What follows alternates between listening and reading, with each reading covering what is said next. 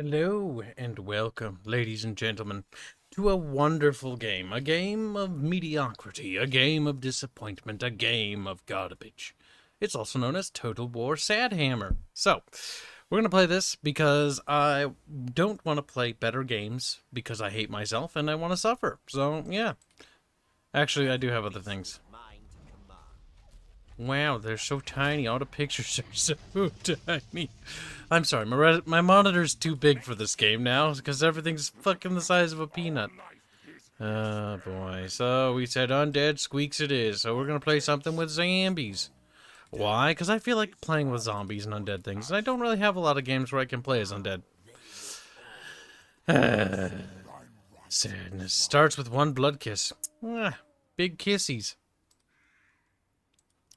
Helman Gorst. He can summon dudes. Vlad von Karstein.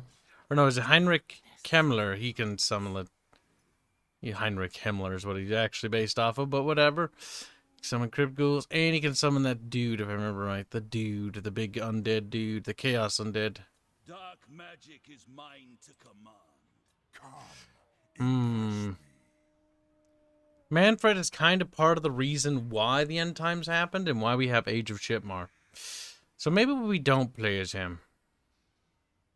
There's little Jimmy. Welcome to the stream, Jimbo. How you doing? Total War Sadhammer, my favorite, says Xeric. Really? I'm gonna smoke some weed first.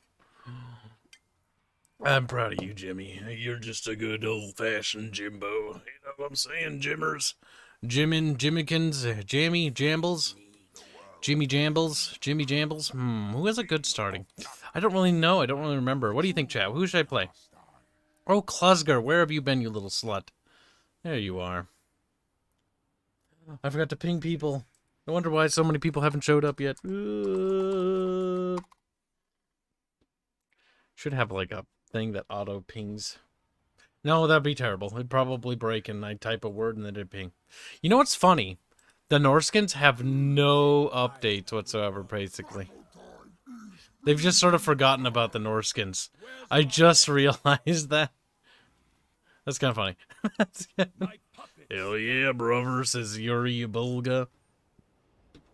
I know, the thumbnail is quite catchy. You have Psycho Aerith with her little spinny eyes. Her little hypnotizing eyes staring at you that forced you to click the link. It was the only way to deceive you into joining. You know, there's also another undead faction we could technically play. The vampires. They do have crabs, which do make me happy. But at the same time, I kind of feel like just killing humans. And the best way to kill humans is to just focus here. The one that looks like Arch. That whore? I don't know. I don't really like her starting stuff. Fucking hisses. These... I wish you could disable these screens. I'd rather it be art because that looping visual honestly just annoys me. When I'm reading through it and I hear like... It's like, shut the fuck up.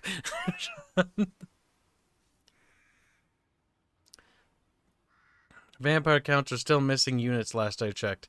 The whole game's missing units. Don't worry, they'll charge you for them. Oh god, people want crabs.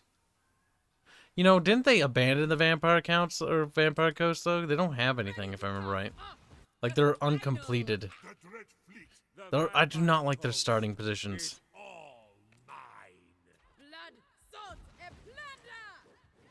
They start in very inconvenient locations. Vampire Coast due to their range advantage over the vampire counts. Also, Norskins are still fun to play in my opinion, says Zenrik D. Hart. Xeric also joins a bit to say, I have never played or seen this game played before. You're popping my Total Warhammer 2 cherry. Be gentle. Well, a good thing I'll give you an honest opinion of the game. Alright, chat. So, which is it? Vampire counts? I expect to see spam in chat. But don't type too much or the bot will get you. We'll narrow it down. Vampire counts or Vampire Coast? Both are undead. Both are acceptable. Both qualify. They're awful, says Regulant. Yeah, no, I think the Vampire Coast is awful, if I remember right. Like, they're just sort of neglected and they kind of suck. Good. Hanse says counts. Who's a good little Hanse? He's like, me. Me best Hanse, says Hanse, angrily and furiously. This is the custom character CA made, and it's a fat, ugly woman.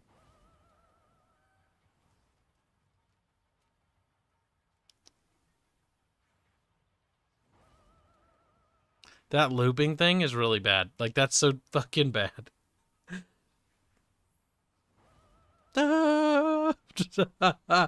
Help me, chat.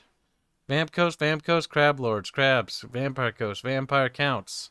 Chat, I'm not seeing enough Vampire Counts. You have failed me. Counts mistyped. That's right. Okay, now I'm seeing some more.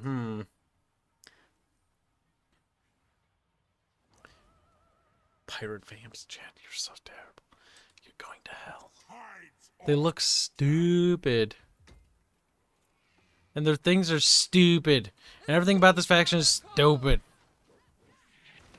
They're barely undead. They're like fish people. Fuck. Well, chat's gay. We'll have to play these losers. Fat people.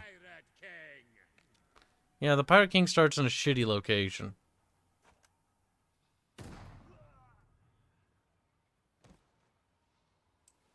These looping animations really suck. Oh, I guess the Tomb Kings are technically undead. But I said vampire counts in these, so we're doing these. Alright, well, this starts close to the humans.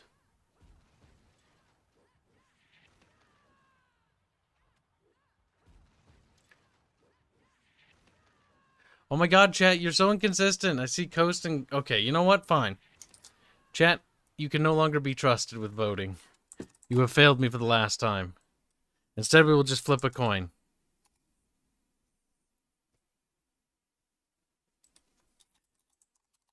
We will solve this the old-fashioned way, chat. The old-fashioned way. Alright. Heads is gonna be Coast, and tails is gonna be Counts.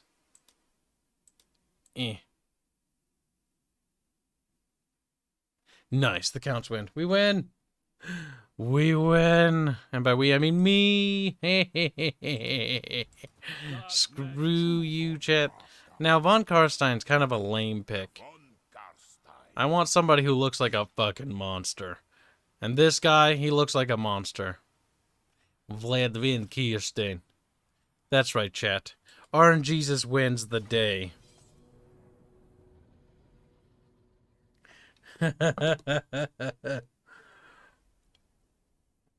Blake says the game was rigged for Kibs. I hate democracy.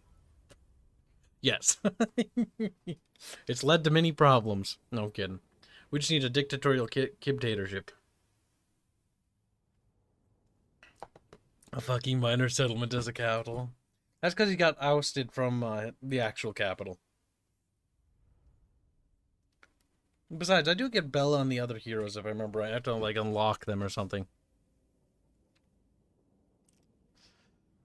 Rigged. Look at you. Listen, if I get bored halfway through, we'll switch. There you go.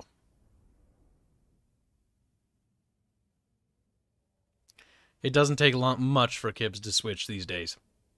Can you believe this, chat? This game is loading like my mother loads the laundry. Which is, I'm not sure how long she takes to load the laundry, but I would assume very long based on what I'm trying to insinuate. Oh, don't sneeze. Nope. No, no, no, no, no, no, no, no, no, no. Shut up. Fuck off. I don't care. Miss me with that bullshit. Look at this chat. Oh my god, everything's so tiny I can barely see the text, chat.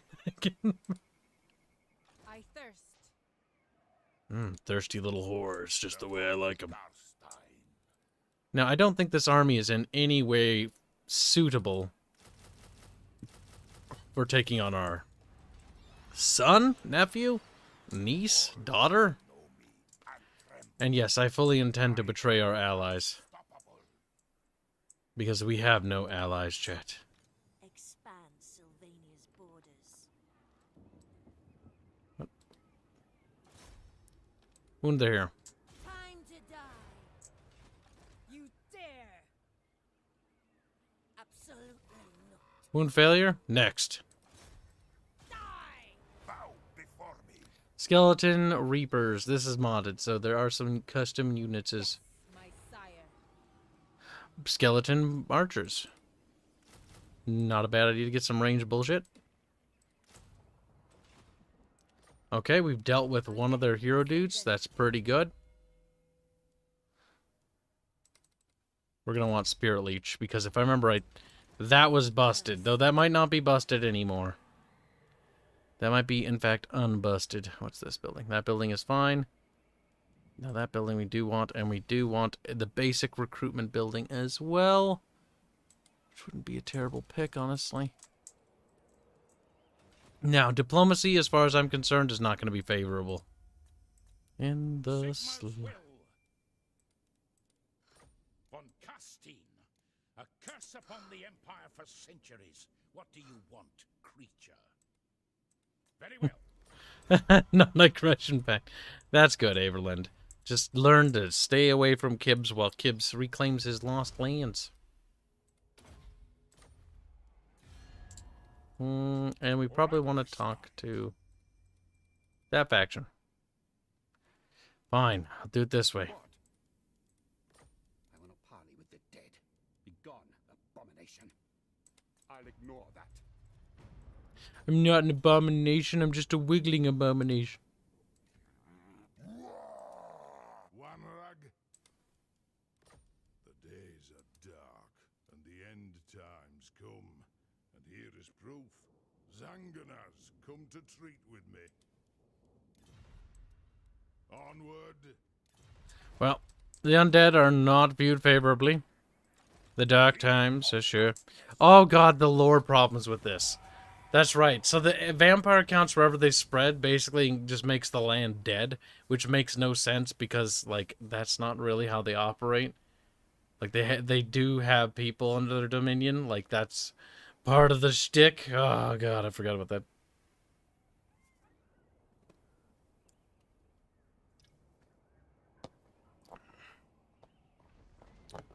Oh, nice. He fucked off and then burned down Eshen like an absolute mongoloid.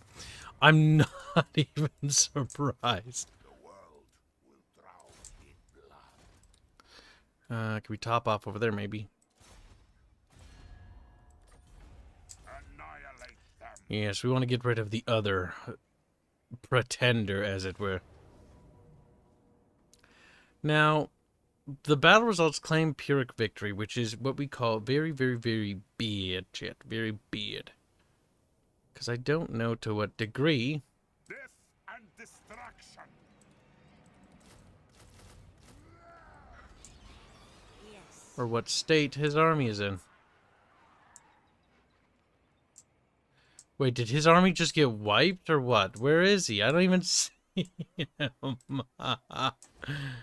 I mean, possibly, I suppose, I guess. Ready. Alright, well, whatever. I mean, it doesn't bother me much. I suppose. Who wishes the red kiss? Don't be cringe, lady. I know it's hard for you. Because, you know, you are cringe, but that's beyond the point. Darkness comes. Well, if that's the case, then we'll just launch the assault now, then.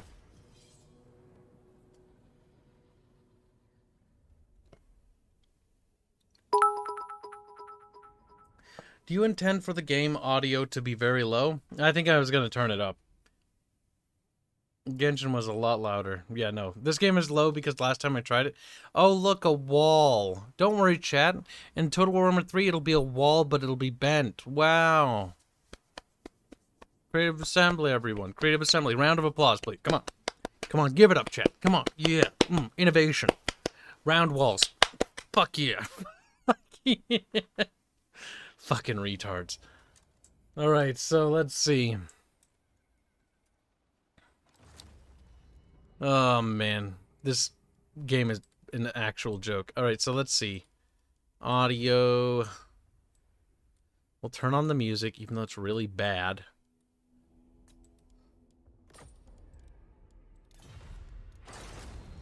Wow, bunch of noises. The noises actually make me mad because they're part of a bad game. So that corrupts my view of it.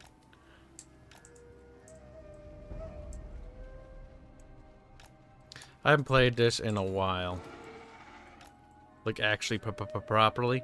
Now, here's the fun fact, chat. This is called a whale battle. Now, whale battles are fun and engaging parts of gameplay that kind of suck ass, but you kind of have to endure it. Ah, yes. Look at that single wall, chat. It's top notch.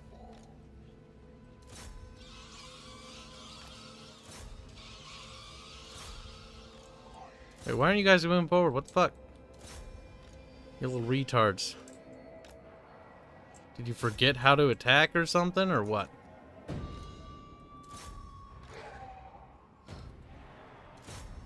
Whatever, I don't fucking care. Alright, so let's see.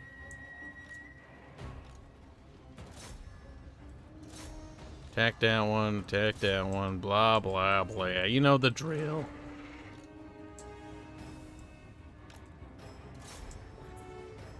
Line them up. I like how you can't... Okay, there you go. What the hell? Why is it reacting weird there? Why would you do that? It's flying. It shouldn't be limited by that. Bullshit. Wow.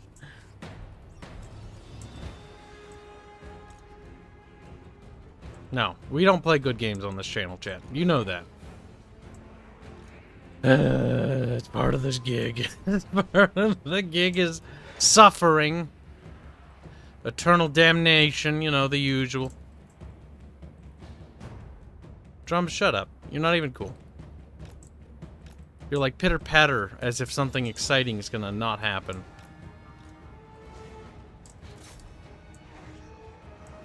Wow, my burbs won. Yay. Man, I would not be proud if I developed this game. Fuck. Alright, so let's see. We've got some Borkums running around. We've got some Burts.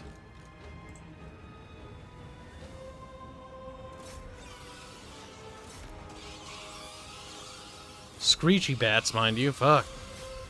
Kind of annoying, little bastards.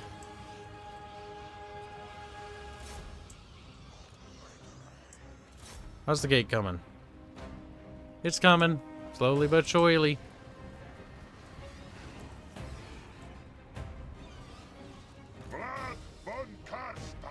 Thank you for saying your name. Vlad von Kar... Yes, we know. We know, sweetie. Come on, calm down. He's like, my name, Vlad. Duh. Just in case the player was too retarded to remember, I suppose. Gotta treat the players like morons, right, CA? It's like, hell yeah, brother. Fucking hate those players. Look at the bats. They flap, flap, flap, and they don't give a fick.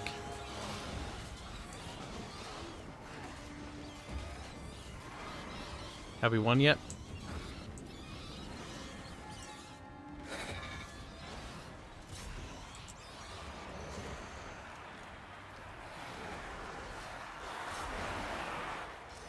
The door is open. That animation sucks, by the way. And no, it hasn't changed. The door just looks like it's in perfect condition, almost.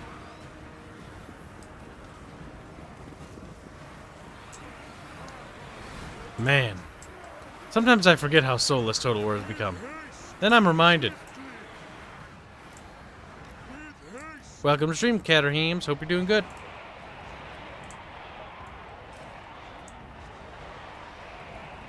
Man, this siege sure was strategic, chat. My big brain. I don't know how I'd get over this one wall.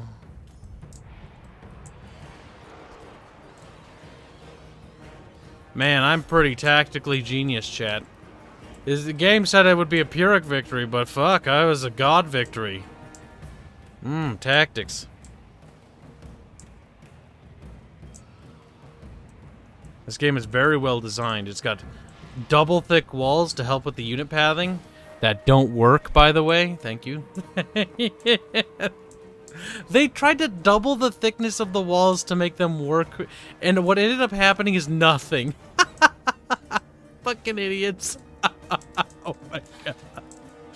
That's so embarrassing. Imagine being the idiot who came up with that. They're like, guys, if we double the thickness of the wall, maybe our shitty unit pathing will work. It's like, lol, fucking no. Oh my god. Guys, I just, like, the sieges, like, we're just really bad at making them. Maybe we just make the ladders spawn out of their assholes. It's like, and they still, I mean, now walls are pointless.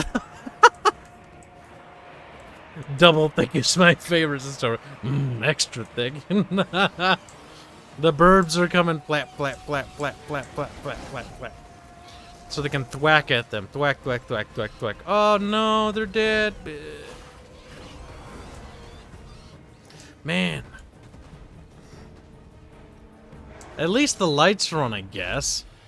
That's something, right? You know, the city's occupied by something, allegedly.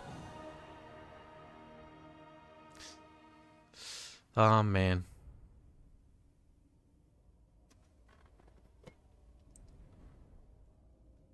Imagine if we had gotten a good Total War Warhammer. Imagine if it wasn't absolute dog piss. Oh, man. That would be, like, the best. Honestly, my opinion, it would be the best Total War. Like a fantasy Warhammer, like classic fantasy Warhammer, right? In Total War format. The good kind, not the dog shit. Like actual, like, Medieval 2. Mwah. That'd be fucking gorgeous. Like, and I'm talking, like, developed, not asking for modders. Modders are incredible, and they've done it actually with Beginning of the End Times, but like an officially, you know, like budgeted title. Oh man, could you imagine? I can't actually. I can't even see it anymore. All right, let's see. I don't want that building. Blad the Van Castine. The hunger chat. Zerk say, speaking of the best, what is the best Warhammer game you've played?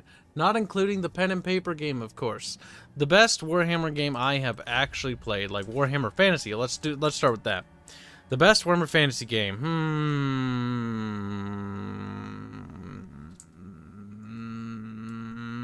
That's hard. They don't have a lot of good games. Vermintide kind of sucks. Like, Warhammer Age of Reckoning was kind of cute.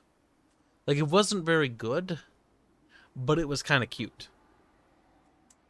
Like, if Age of Reckoning could have been more, I probably would say that one. Mark of Chaos was awesome. Mostly, even though it's kind of an not very good RTS, but, like, the cinematic brought me into Warhammer Fantasy. And Mark of Chaos was kind of what sort of pulled me into the idea of Warhammer Fantasy, specifically the intro. I didn't actually end up liking the game that much. I thought the game was kind of bleh. But I think Mark of Chaos is probably the best Warhammer Fantasy title. It's got the most soul in it. Like, they put their heart into it, but it just didn't quite make it. King of Darkness. Be quiet, cringe. Now, let's see. We need buildings. Expand Sylvania's borders. Man, that voice acting. Like, are they putting any heart in? There's no heart in it. I thirst. I mean, at least this guy's putting the heart into it. That lady's like, man, expand the borders, I guess. It's like, I guess? What do you fucking mean? What do you... Xanark says, I could not get used to the controls of Medieval 2, and am I retarded or what? Bubbles would say yes, and I would be inclined to agree with him. But I'm more sympathetic than Bubbles, and I would say that the game is dated, yes. Camera control-wise, but honestly, take a look at the controls, do the tutorial, and honestly, Medieval 2 should click for you. It's a relatively simple game, actually, when you actually think about it, but it's filled with so much soul and charm. Okay, we want a building for growth here. The world will drown in blood. Okay, okay, we get it, we get it. Lord of the Night.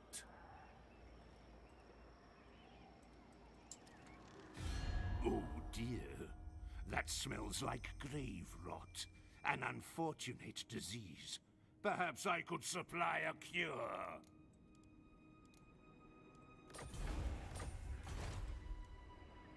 Let me help there. want their souls. He's a greedy boy. That is it? Okay, that is an auto-resolve, because that is embarrassing. The beginner of swiftness. All I gotta do is mop up that army, and Sylvania will be ours, Chad. Lord of the Dead. Vlad von Karstein. Vlad von Karstein. Brr. That's good. I'll also go for the basic chaff upgrades, because that'll just make my chaff more chaffier.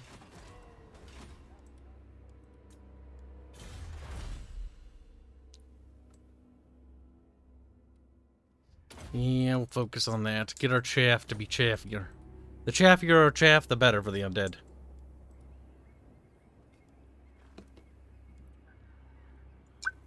Yeah, I agree, Robert. Like, the intro for Mark of Chaos was so top-notch. Like, it's completely nonsensical. You have a random regiment on patrol with a priest in the middle of the forest. Like, you'd think when you'd actually have a proper patrol, you'd pick something a little bit lighter.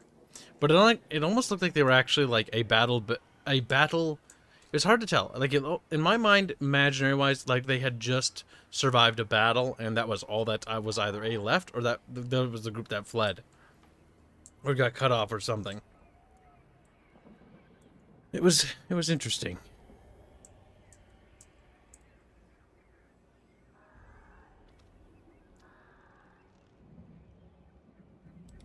Man. I am invincible. No, you're not. I know that for a fact. I've seen you die before.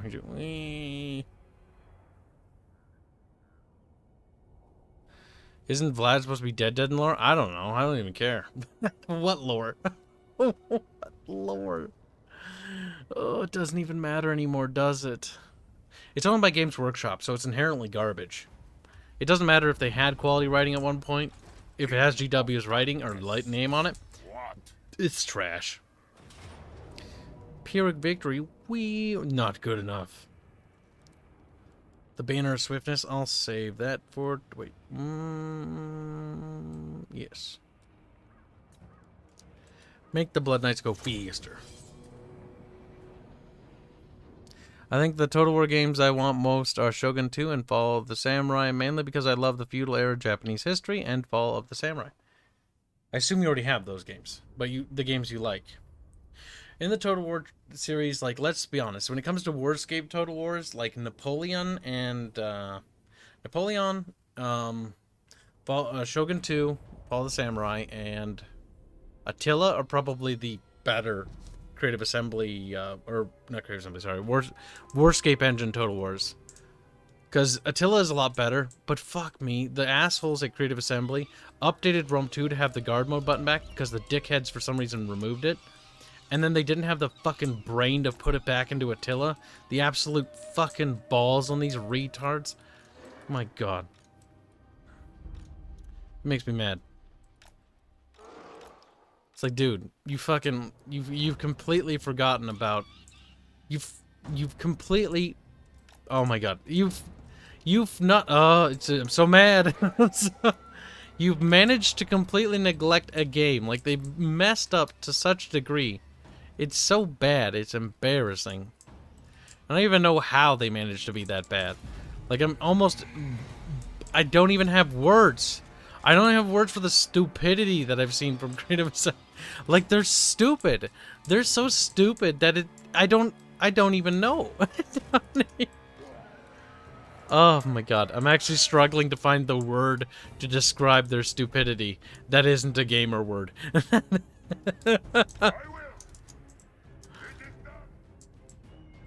You sadly don't because you don't have the muns? Well, save up some muns.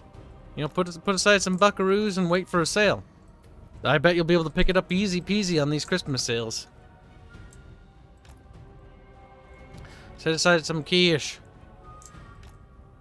Kibs is speechless. For the stupidity of CA, yes. It still leaves me speechless on how stupid they are. They harass their own community, they attack their own community members, they attack modders, they attack their own fans, and then they dogpile them, and then they encourage behavior on the forums to basically just have this incessant, you know, yes man culture. Like, it's so goddamn toxic, it's just absolutely repulsive. Like, they hate their fans. They hate everybody. They especially hate their fans, though. What do they do to the loyal fans that support them for years and years and years when they ask them, like, hey, can we get, you know, can we get another historical title? And they're like, fuck off. That's what Creative Assembly unironically said by releasing the games they do. They told them to fuck off. They said, fuck off and die. Oh my god. I'm just shitting on them a little bit extra, but I enjoy it. It's actually fun. You gotta have fun with them, because, like, they're not gonna be fun. And if Creative Assembly isn't gonna be fun, then you gotta make the fun yourself. My god, their ineptitude boggles my mind, though. They blacklist critics because they're dipshits. Like, critics are the best hope you dumb fucks have of making your piece of shit IP worth anything. You absolute worthless hacks.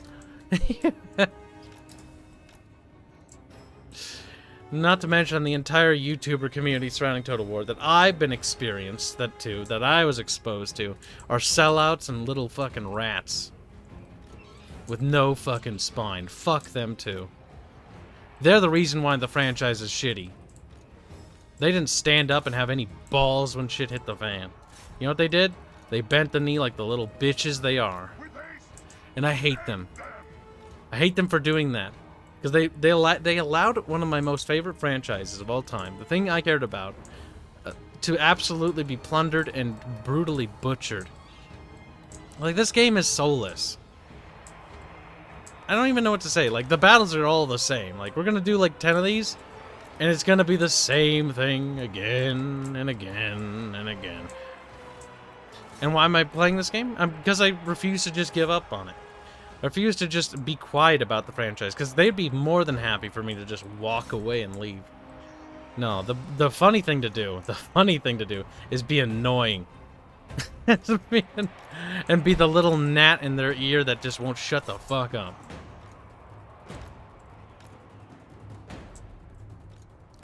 Beep boop. You got any hot girls, beep boop? They're like, hell yeah, brother. It's like, too bad, so sad. Oh, Robert, you got it. Wait, message delete. No, Robert, that's not you. You click report, you click unwanted commercial content or spam. You click that. You don't click individual messages. That's not going to get it done.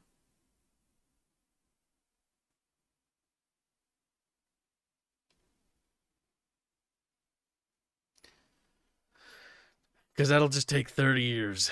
30 fucking years. Yeah. There you go. Also, is Total War Empires and Napoleonic Wars any good? Empire sucks ass. Empire's absolute garbage. Napoleon is fine. The campaign sucks ass. Because it's on a timer. Like a turn timer. Like, it's garbage. Now, here's the thing that makes Empire better. But it doesn't fix it. Darth mod. You know, reporting it's fine. It just takes time.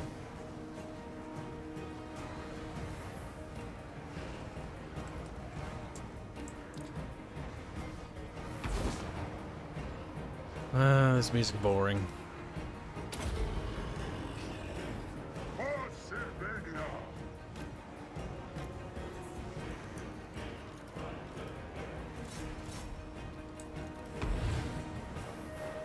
Oohs and ahs don't make me happy anymore.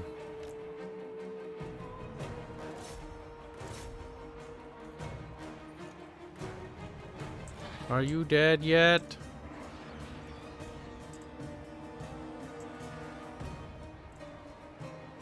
This is gonna be a grindy fight, boys.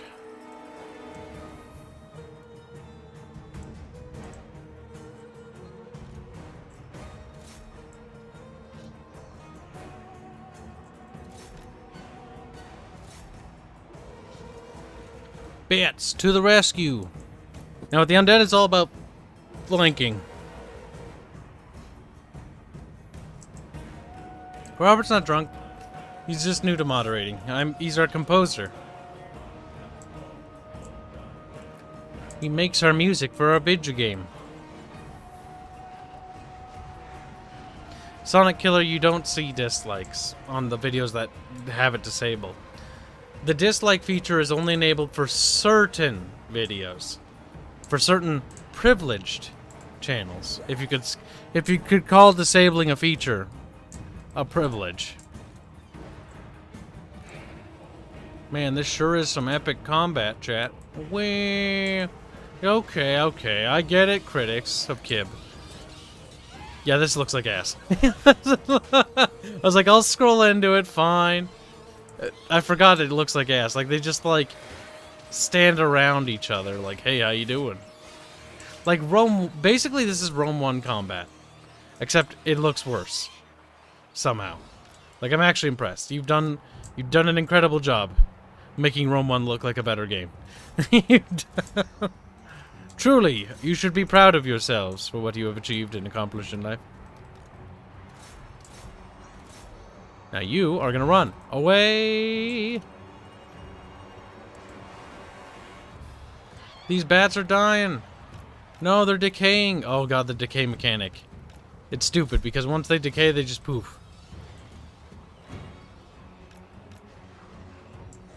Even if they're behind friendly lines, it don't matter. That's okay, bats are cheap. In fact, most undead units are cheap as sin.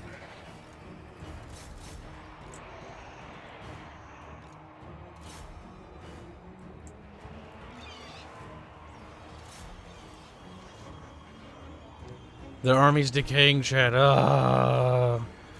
are you gonna do about it?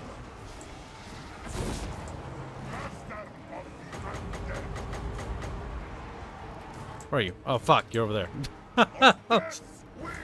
Man, I hate the fact that they have heroes not in retinues. Like, in this game, it doesn't even work. It sucks. Like, if you put them on a monster unit, yeah, okay, that kind of works, actually. But, like, having heroes just walk around by themselves is like, why? Get embed yourself. Why would you stand up by yourself? Like, are you trying to die? It's like, hell yeah, brother. Please kill me. Oops, I forget. That's on AoE. You have to click on that. Derp. It is done.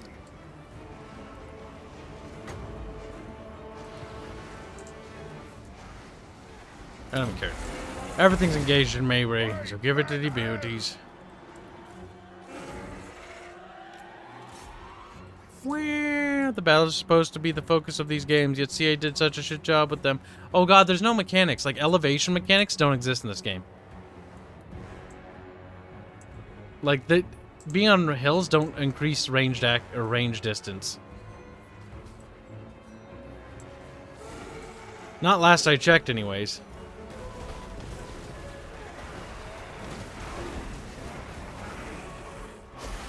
Oh, it's sparking. Why do undead units spark when they're dying? Clap.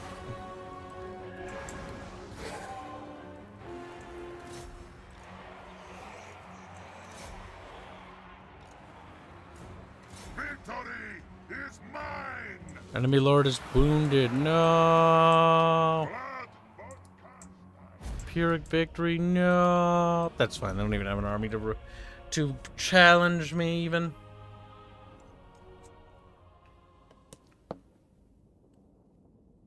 Man, the battles in these games suck. Like, this is gonna be the same thing again and again and again. And the only thing, like, this works for is people who are relatively simple-minded. It's not meant as an insult, it's just the reality. People who look at the different models and are like, wow, these ones are undead models, and these ones are, you know, lizard models. Wow, wow, wow, wow, wow, wow. And they watch them, like, lizard and the undead stand and do undead stuff. I'm like, wow, they're different. But like under the hood, there's no difference. Like mechanically speaking, there's very little difference between these things. Like the undead have the decay mechanic instead of a morale system, but by and large, they all operate the same. There's no actually distinct feeling to them, which is kind of a tragedy.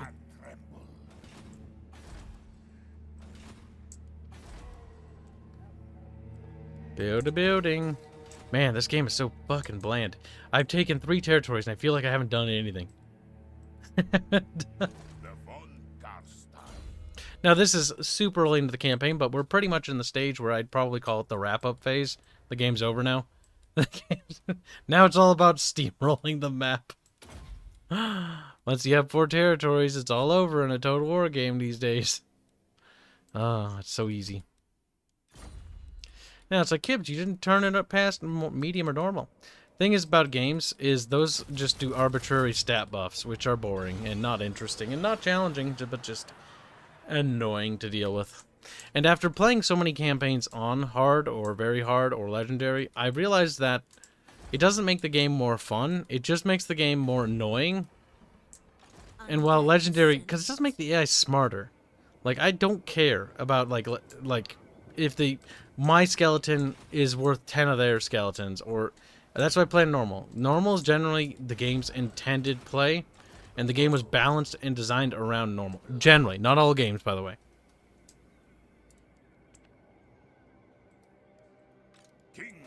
Simple-minded, it works a lot.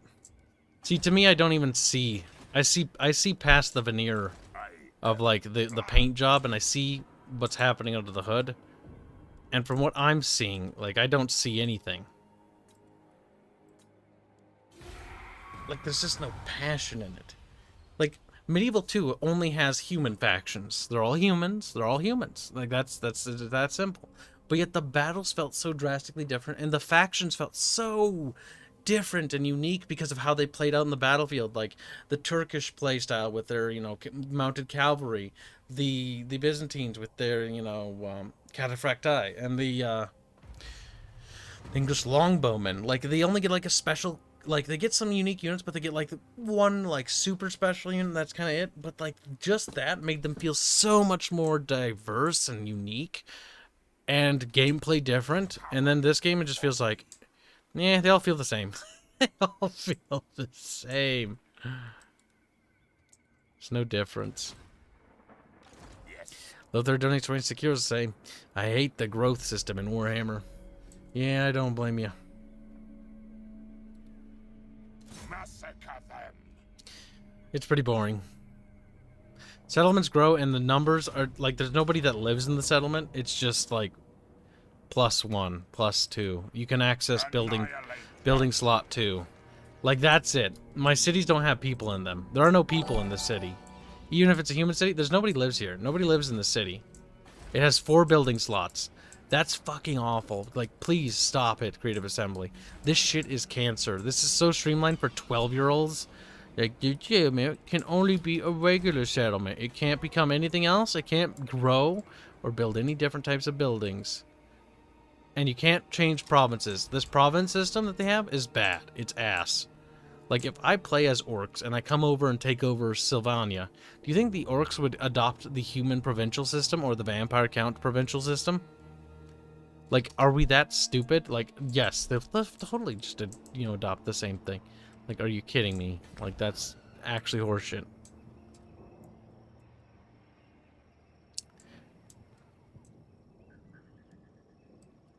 Just play multiplayer instead? Oh god.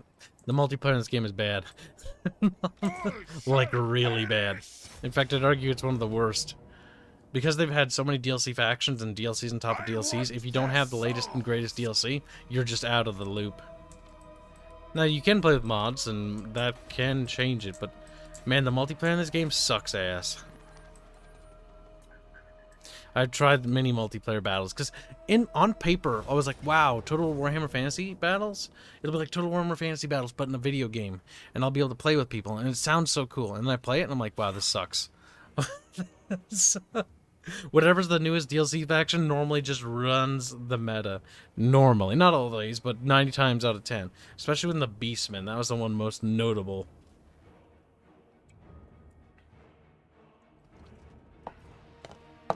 Alright, Zenric. Good night, buddy. It's always about passing the blame on to Chunky Bubby. What's the best Total War game in your opinion? I'm kind of biased towards Rome Total War 1, but I have to give it to Bubbles. It is Medieval 2. Medieval 2 plus Kingdoms expansion packs. Because not just the base game is amazing, and that's just the base game. Base game alone. If I have to hand it off to the best Total War with modding, Medieval 2 Kingdoms again. Like, it is the peak of Total War. It is the zenith. It is the pinnacle of what made Creative Assembly great and what made them have good games. Everything else is just has been coasting off the success of that. Total War is going to continue to streamline and casualize and dumb down its mechanics and at this current rate. I think the last Total War I saw that actually had a lot of depth to it was probably Attila. Attila actually took steps back, which is actually good, because it took steps back towards Medieval 2. It was starting to unfuck itself a little bit. And then Total Warhammer came out, and Creative Assembly saw money because the dumb fucks that play... Oh, I'm so mad at them. I blame them for everything. Because these people would shout down anybody with actual genuine criticism, which is terrible. It's terrible. Actually garbage. Warhammer Fantasy fans and fans of the tabletop that came into the Total War IP, fuck you. No, not everyone, but specifically these types of people. The ones that came in and specifically went out of their way to say, well, it's not as bad as buying the armies in tabletop. Shut the fuck up. Shut the actual fuck up. This isn't tabletop. This is a video game of a pre-established IP. Okay? I don't care about your stupid fucking plastic garbage. Like, fuck off with that shit. Games Workshop fucking, crushes your testicles every weekend. That's fine. I don't care. You like that? That's good for you. But you know what? Creative Assembly didn't used to crush my testicles every night. But now here we are. Man, oh man, oh man, oh man. I hate it, I hate it, I hate it. Man, look, it's another wall. Wow. Fun and engaging wall play. Do you like the wall play, chat? Oh, so hot. I would climb your wall with magical ladders, if you know what I'm saying, chat. Oh. Chat, you want me to magically climb your ladder or something? I don't fucking know. Kill me. Help. It's like 2042. What a shit game. Oh, 2042 is really bad. Don't bring that game up. I don't want to think about that game.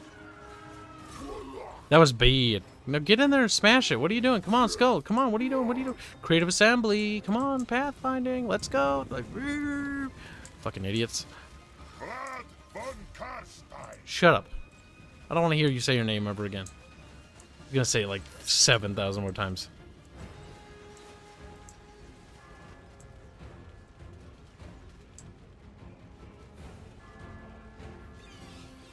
What do you mean, Draconis? I'm not lying to myself. Total War stopped being good after Medieval 2 Kingdoms. Shogun 2 is a step in the right direction. Empire sucked. Napoleon was almost... It should have been an expansion, and it should have been the entire map. Honestly, had Napoleon been an update to Empire, it probably could have salvaged a lot of things. But you know what it wasn't? It wasn't an Empire to Napoleon. Or update to that. Attila should have also been an expansion pack. Them selling Napoleon and Attila separately was actually scummy in retrospect. Fuck them.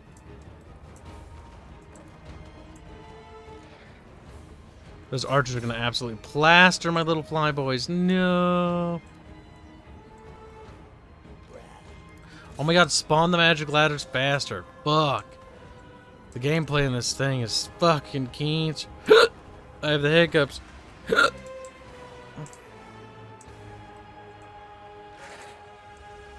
One of the reasons why would help me want to get into game development more is because I'm tired of people making shit. Because I realized something, that everyone's too incompetent to make good stuff, and the only one competent enough to do it is going to be me. Now, why you should adopt the same mindset if you're going to be creative is because everyone's retarded, and you need to do it yourself. You need to do it yourself. Good night, Rayclaw.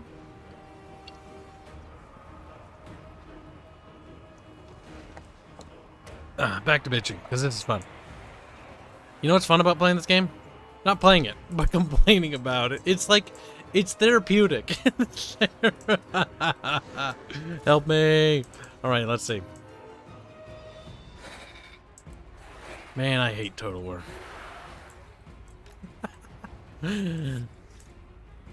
Okay, I left a big enough pause there for that to be clipped. Now, I actually love Total War. But the thing is, I hate what Total War's become. And I hate what Creative Assembly has done to this franchise. Man, I hope Manalords comes out, and I hope it's amazing. Anything's better than CA. But CA has the monopoly, they have the market.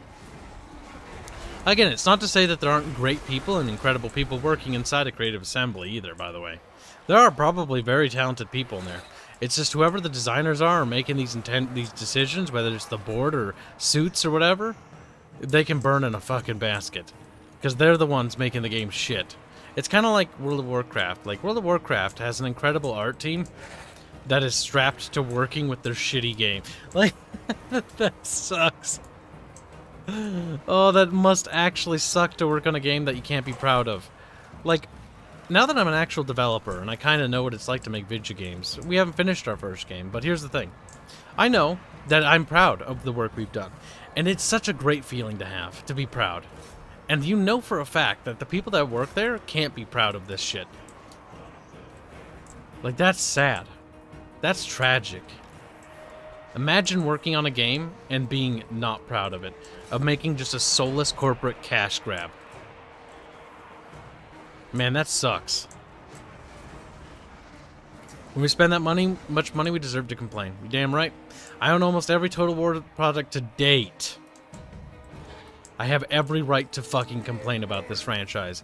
I basically should be given fucking stocks in the company and be put on the board. And all their crappy DLC and all their crappy games.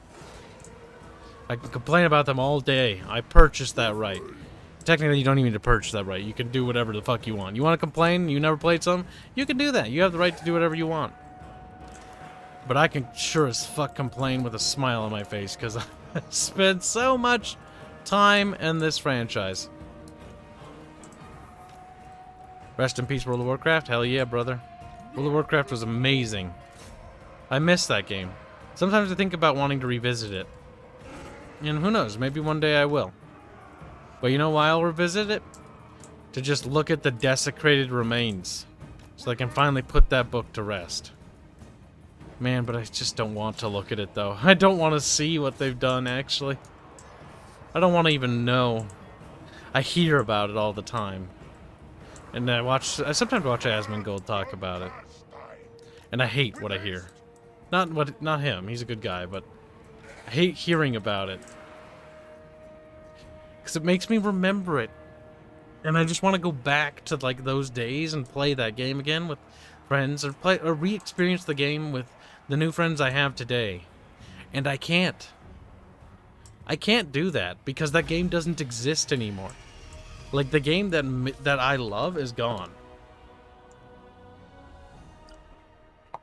And there's nothing that can bring that back.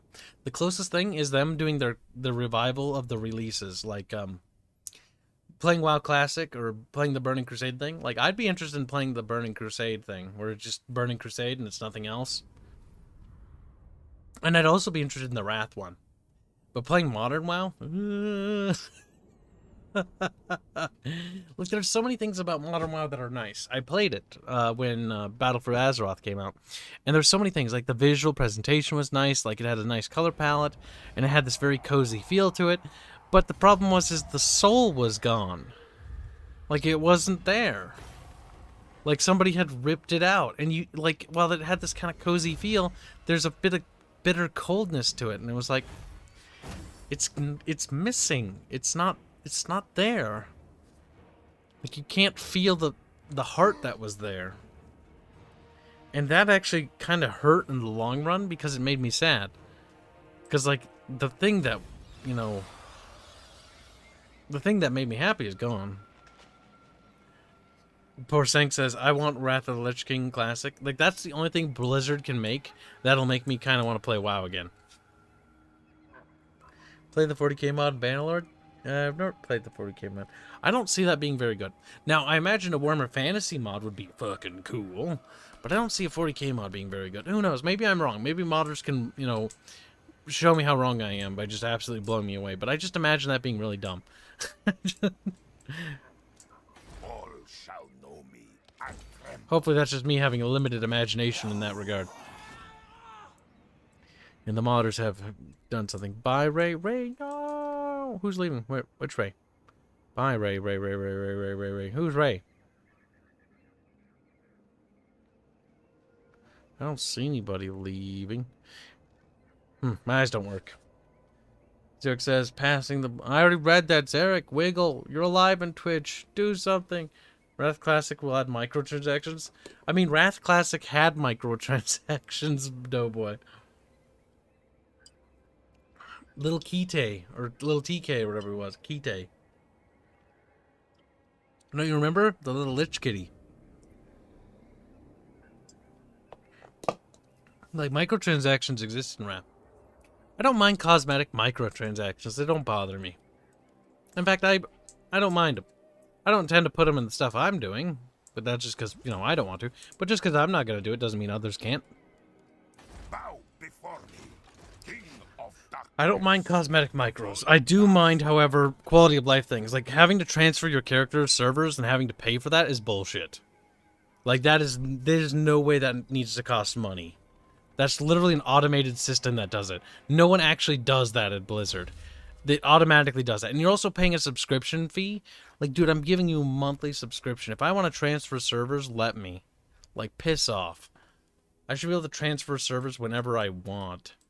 God, that was cancer. It was cancer because I kept meeting new friends, and then they would have characters on other servers and be like, God damn it, we can't play WoW together. Well, we can. But, like, we'll make new characters, and then they'll either, beep, boop, enchant, get them. I don't have mods around, so I'll do it myself. I don't have that many mods. I have some. Hanse! Brother Shredded donates $5. Say, go back to WoW and look upon the corpse that's still wiggling. Look upon it and feel nothing. Oh my god, there's another one. Hanse! Watch as they make Invincible a Stormbound. I mean, I'd prefer that considering how much of a rare drop he was. Because listen, One Man Legion. Listen. I saw Invincible as a mount, and I was like, wow, that's amazing. And then I looked into his drop rates, and I was like, that's never happening for me. His drop rates were like, I don't remember, but it was so remarkably low. Like, I'm never going to unlock him. RuneScape isn't my thing. That's more Bub's thing. See, when people were playing RuneScape, I was like playing WoW and going like, "Whew." Kill it, Kibs. Kill what? Hanse did it. Hanse is a murderer. Final Fantasy 14 charges $18 for character transfer. That's also bullshit. Bullshit. That is a scam. Like, now that I know a little bit more about game development, I've talked to developers that worked on World of Warcraft and stuff. Like, I know for a fact that's bullshit.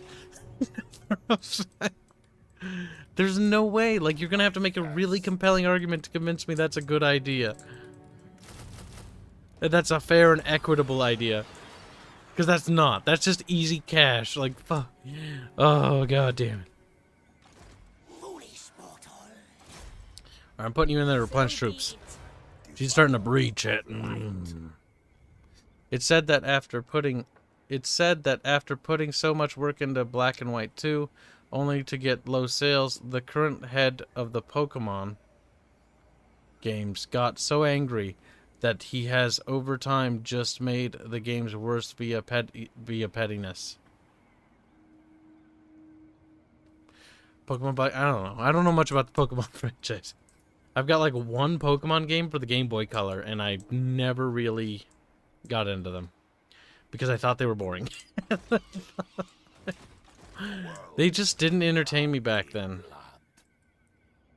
I was into more different types of games as a kid.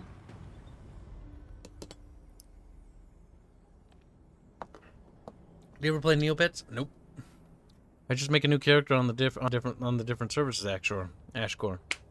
Might want to revisit WoW sometime, just as an expeditionary thing for a month or two. But that requires me giving money to BlizzCucks. But at the same time, I know that that would help the channel. Lol, what?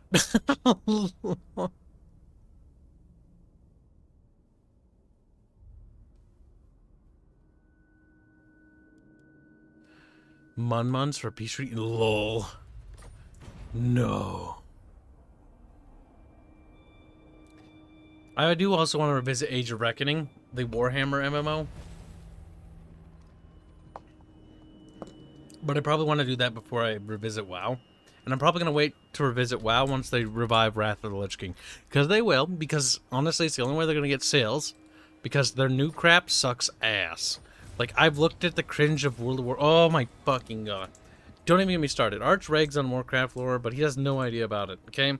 Warcraft lore I actually deeply love. They've absolutely raped it. And not just, you know, the new World of Warcraft stuff. Like, since the beginning of World of Warcraft, I love World of Warcraft. Since the beginning, they've raped the lore. Every single thing they've done. The MMO is not good writing. MMOs generally don't have good writing. SOTOR actually does have good character arcs. Though we have yet to get to the Eternal Empire. I got banned from Neopets when they got bought by Viacom and I had a username Love in an elevator. Wow, they banned you for that? Wouldn't they just be like, hey, change your name? Warcraft lore has been dead for eons. That's right, chat. Greet the hands. Touch the hands. Lick the hands. Like, ketchupy. That's kind of weird, chat. Not gonna lie. There's my little Benzine. How you doing, little Benzie? Benzie says... He's Byzantine, by the way. Who I'm talking to. Benzine says, apparently there are fan servers for Age of Reckoning. Yes, there are. I've actually been on them. A couple years back. One Man Legions, I used to care about Warcraft lore about time. I still do. But I specifically like old Warcraft lore. And that's kind of where it stops. Like, I like the old Warcraft lore, and I don't really care about the new crap. I don't mind World of Warcraft, but what they did with the Wrath of the Lich King and the book Arthas, oh my god. I read the book Arthas, okay?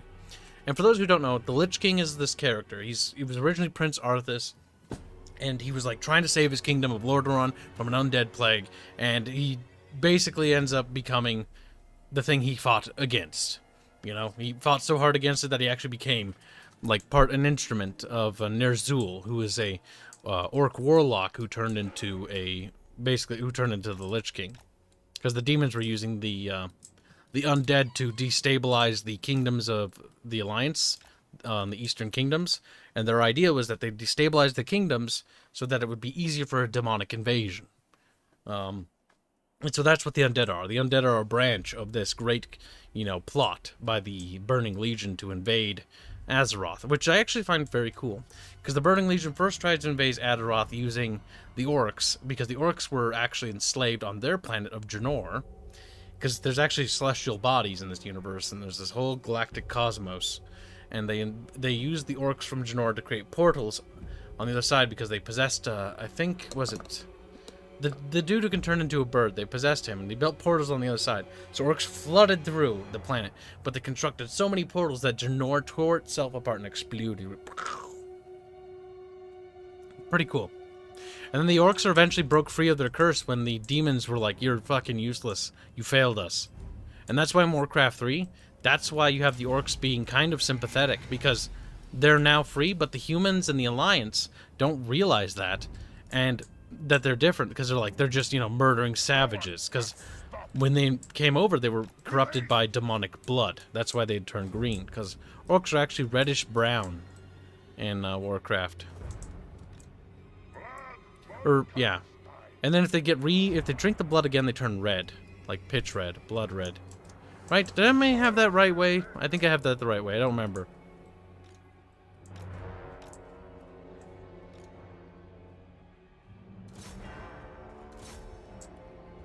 Medivh, yeah, Medivh. That's why in Warcraft 3, Medivh's like spirits trying to guide the other people into like not, you know, following the same mistakes. Because Medivh was one of the Guardians. And don't, I swear to God, nobody bring up that stupid Warcraft movie. Fucking God, that was awful. Oh, Medivh was a fucking monkey in that movie.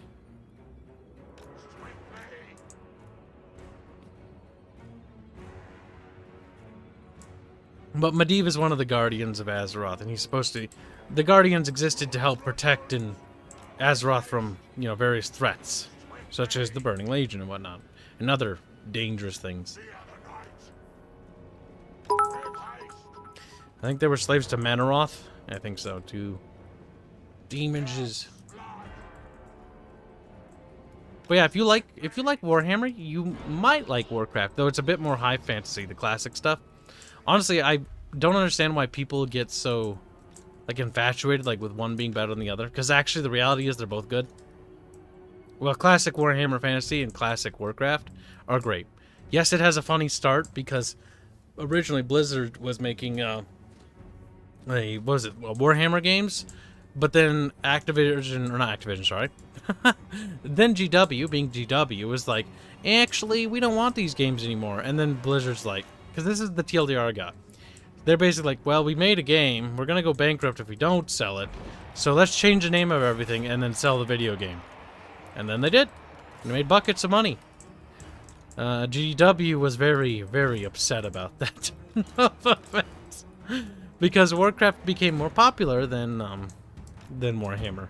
And that's also because it was a video game, rather than a very unapproachable tabletop with exorbitant prices for models. Video games are relatively cheap and very easy to get into by comparison. So you can definitely see why GW's jealousy definitely boiled in there. Because had they not been greedy, I think they could have had something quite amazing. But I'm actually glad they were greedy. Because Warcraft is a very different breed. And that's what's cool. Is it gave us two different fantasies. Warcraft is very high fantasy, though. Thing is, the definition of high fantasy, like this is high fantasy, by the way. This isn't grounded at all. This is absurd. This is absurd. Oh, man.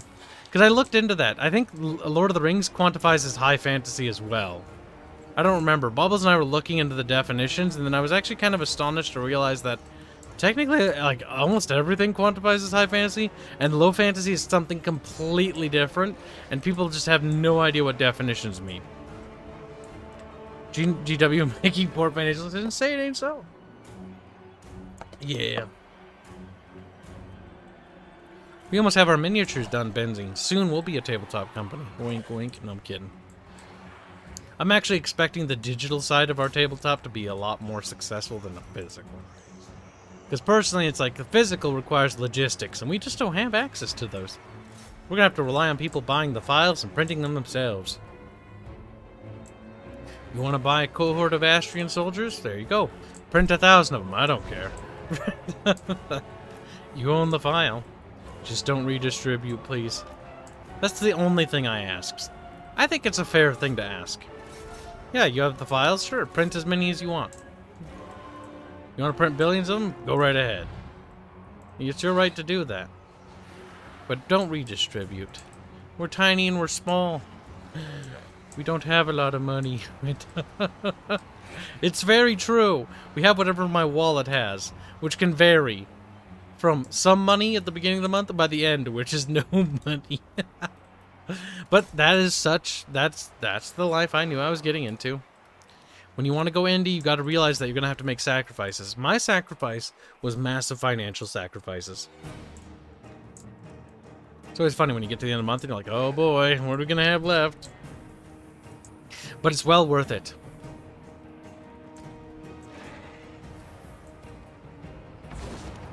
Our game is going to get done, and that's what's awesome. The real thing that took me to realize is I just had to throw money at it to get it done. And it turns out throwing money at the problem that I had, for my specific problem, was actually the exact thing I needed to do. Just throw money at it. Wow, look at that. The gears are turning. Things are moving. People are working. Man. Sometimes I wish I did a Kickstarter and got like millions so I could just focus on the game. If I could give the game and that IP all of my attention, I wish I could. But a part of me doesn't want to ask that of people. I'd rather show my worth. So that people have a thing they can play, that they can touch, that they can feel.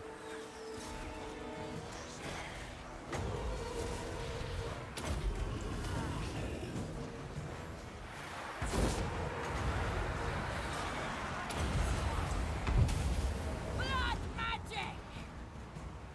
Is it blood magic? As inevitable as death! And how inevitable is it really?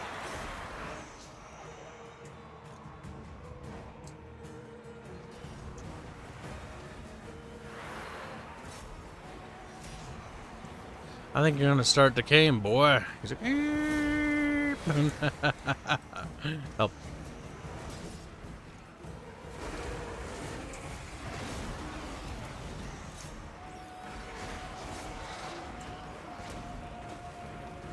Bow before me! Assuming you'd won the Kickstarter lottery. Yeah, that's pretty much it. Even if I pulled on every connection I have, I don't know if that'd be enough. Because the issue I have is I think it's better that people see it. Because it's so difficult. Like, I can't say much because a lot of the things I've done rely heavily on the fun of discovery. And if I say stuff, like, that just kind of spoils the fun part. Because I think the players the most thing they'll enjoy is just uncovering the story and uncovering a new world. Because that's kind of the idea of Terrestria.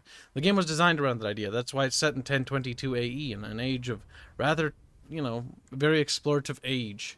So you have lots of exploration, lots of new things. You can explore not only a new world and a new setting, but there's a whole new world opening up inside of that world. In the sense of, discovering a new stuff. Hiccups.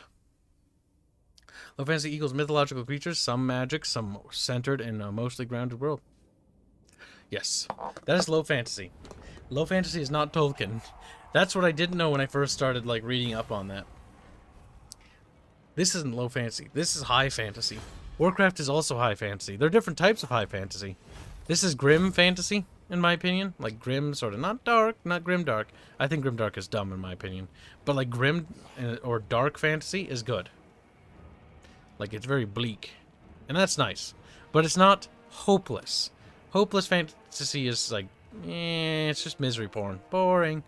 Like, I want something with variety. Like, when it comes to Battletech, I like what makes a mech, in my opinion, isn't the mechs, it's everything else that isn't a mech. Because it helps to distinguish what mechs are. In the case of fantasy, it's kind of the same thing. What distinguishes it isn't necessarily the subject itself, it's the things around it. Little Taco Boy says, Kibbles at home.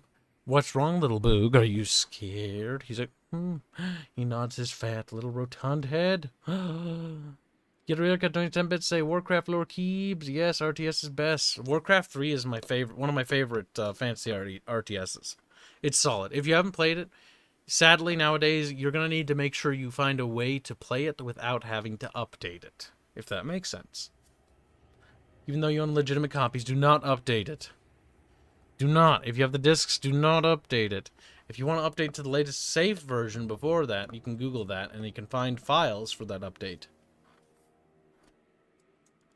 I want them to resend the reforged bullshit and restore the classic Warcraft games so that they stop reverting to the crappy new shit.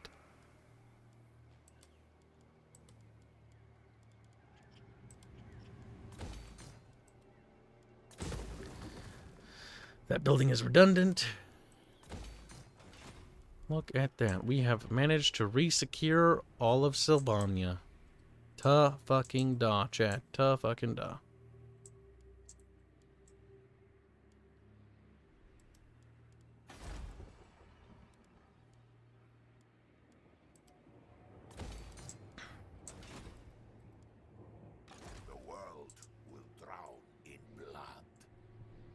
In blood. Wow, chat, some blood.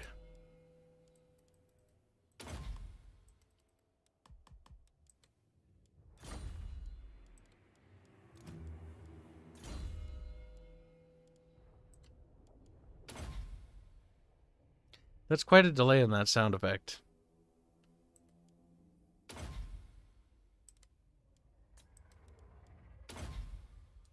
Interesting. King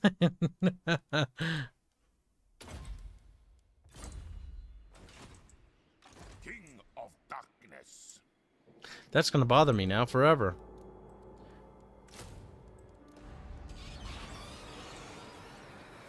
Wow, balloons. I haven't played since they did the re-week.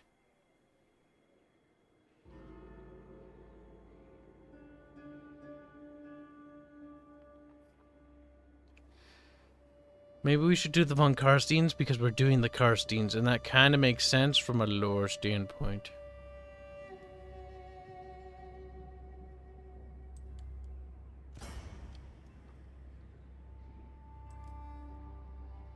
All shall know me and tremble. Yes, my sire. Then go. Ooh, spoopy. Technology wheel.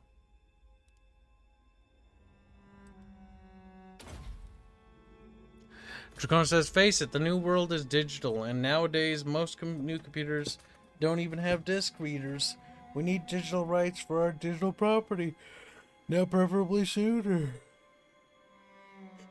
We do. But I don't know why I'm saying face it, because I already know that. Is Reforged still a broken mess? Yes, allegedly.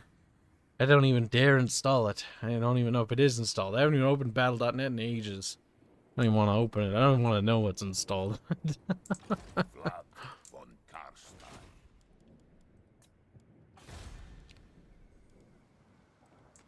Get more growth.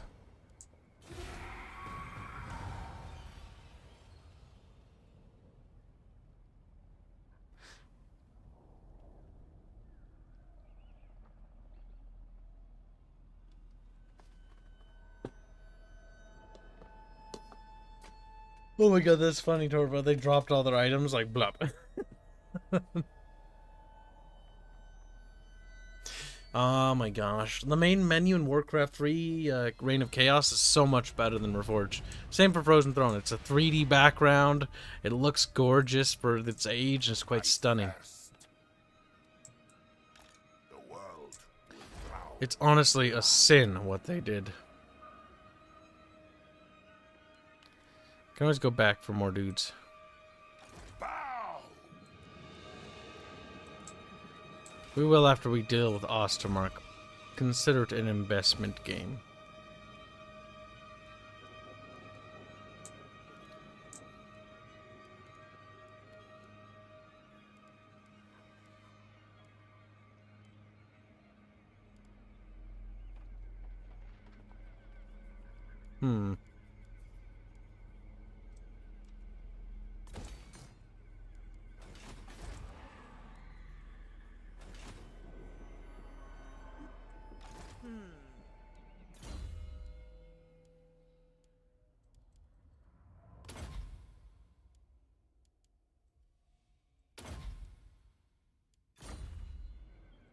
My goodness.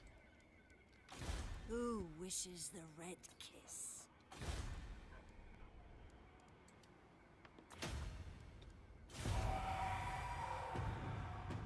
Well, so how many Tauren has White Man ridden?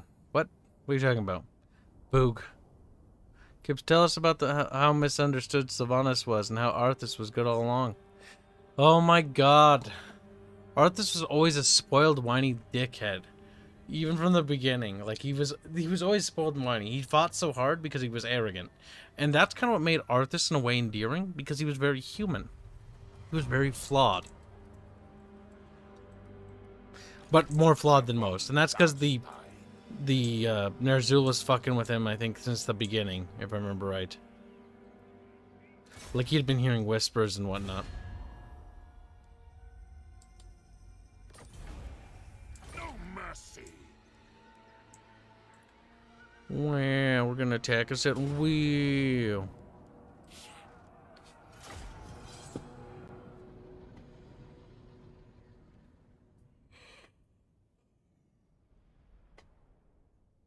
Have you ever seen Warcraft alt history? There's actually one popular Warcraft alt history thing that was actually done quite reasonably well, and that was what if Arthas didn't call Stratholme and didn't follow Mal'Ganis, I think, to Northrend, and basically stayed a king. Because he didn't call Stratholme, the numbers of the undead swelled from Stratholme to such a degree that it actually began to overrun the countryside. But because he didn't follow Mal'Ganis, he didn't fall to corruption. He actually ended up, I think, in that scenario, he ended up marrying Jaina Proudmoore and producing an heir, and I think he actually died on the front lines fighting the undead, if I remember right. I think Lordaeron basically is a hellhole, like, in terms of a war zone, but instead of it just being completely overtaken by the undead, it manages to resist, because Arthas didn't fall, and he didn't become basically a right hand to the Lich King, which did not see the return of... I forget what's the Lich's name? Not Akamond. That's a different dude.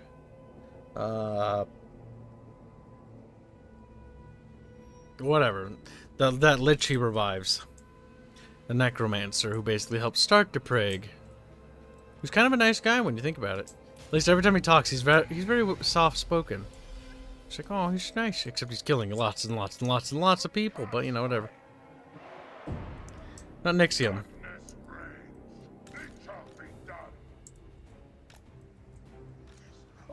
Oh god, the King of Stormund's such a fucking monkey. He's like, I'm angry and I hate people. And he's like, when he finally experiences character development, he's like, actually, you know what? Maybe not everybody in the Horde is evil. Maybe I was just being a little bit retarded and thinking in the old lines of logic that we shouldn't think in anymore. And then he dies. Because you can't have story progression in World of Warcraft, because there has to be a contrived reason for the factions to fight canonically. Here's what they should do. The factions shouldn't be fighting, and all the battlegrounds should be historical battlegrounds. Like, the Horde and Alliance should be kind of, sort of dissolved, because there's no real reason. Kel'Thuzad, yeah, Kel'Thuzad. Yeah, Kel'Thuzad, he became, super duper powerful when he died. Because he became he became a Lich. Yes, Arthas was the Lich King. He was king of the Liches. Kel'Thuzad was a Lich.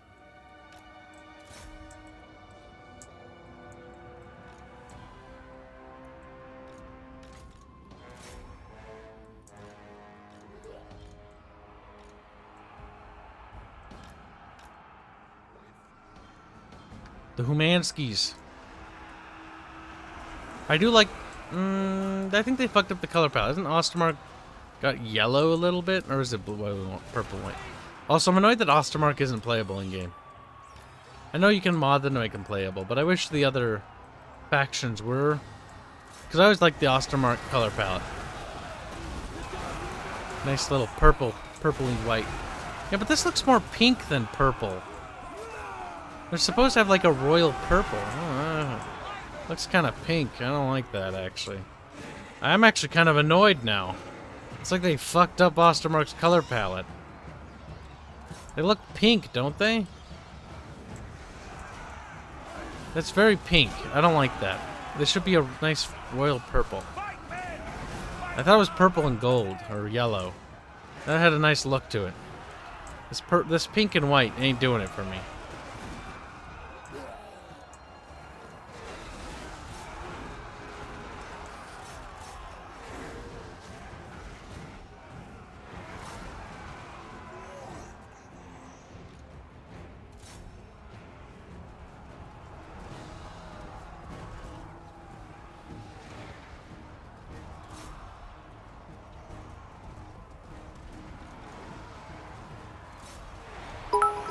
Yeah.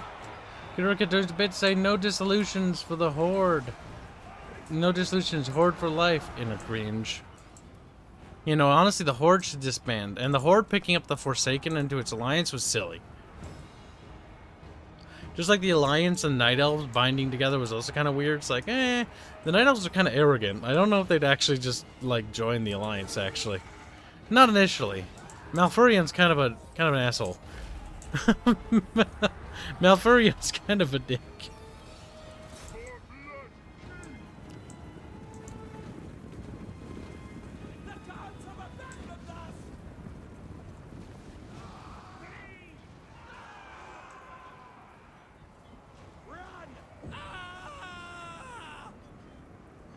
Oh, you're going to sleep? Or no, you want to sleep, so you're not going to. Good. Benzene says that I wish the other Electrocons were playable. Me too. Honestly, there's no real excuse. Also, like, if they're gonna start DLCing the shit out of this game, like, at least make the Border Princes and whatever that other Iberian Peninsula knockoff is called. I almost said House Estacles, but that's from my game. They're not even remotely similar. House Estacles is kind of on a peninsula thing. It's kind of like on a little boot. It's like, House Estacles is the size of, like, Italy. Actually, I think it's a little bigger than Italy. Like, if Italy, Corsica, and Sardinia, and Sicily merged together and was a little bigger, that's about how big House Estacles is. They're quite large. The great houses in Astrian lore are basically, like, little, well, basically big United Kingdoms, almost. Because Astria itself is about the size of Europe. Talea, Estalia. Talea and Estalia. Thank you. I guess that's where I got the Estacles mixed up with Estalia. Yeah, because they're over here. Talea and Estalia. Estalia is the peninsula, Talea is over here, and then the Border Princes. Like, these should be unique factions, too. Because that would add a lot more flavor to this region. That would really colorize this area real nice, in my opinion, with different factions and whatnot. And the fact that they haven't added Estalia, Talea, and the Border Princes kind of annoys me.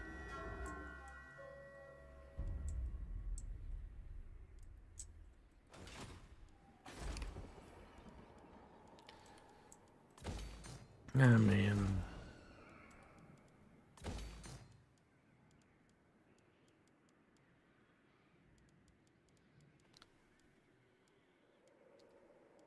Might as well get more growth buildings.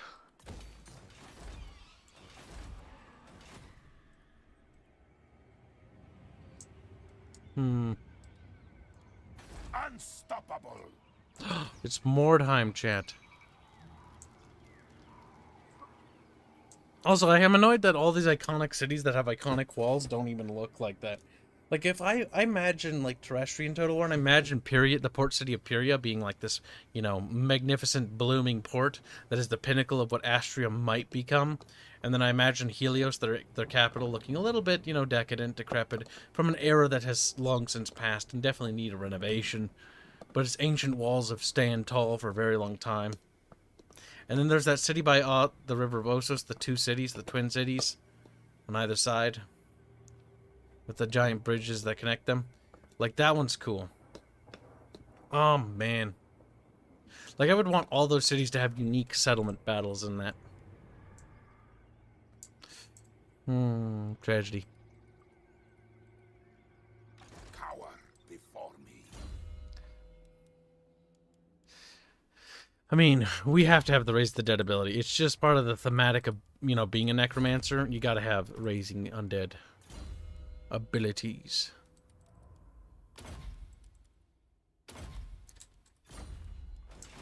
Vlad von Karstein. Vlad von Karstein. All shall know me and tremble. Yes, my sire.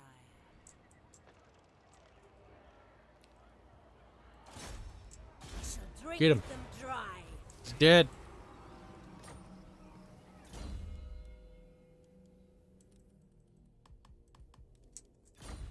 You got his coom drank dry, chat. Big sad. Big sad.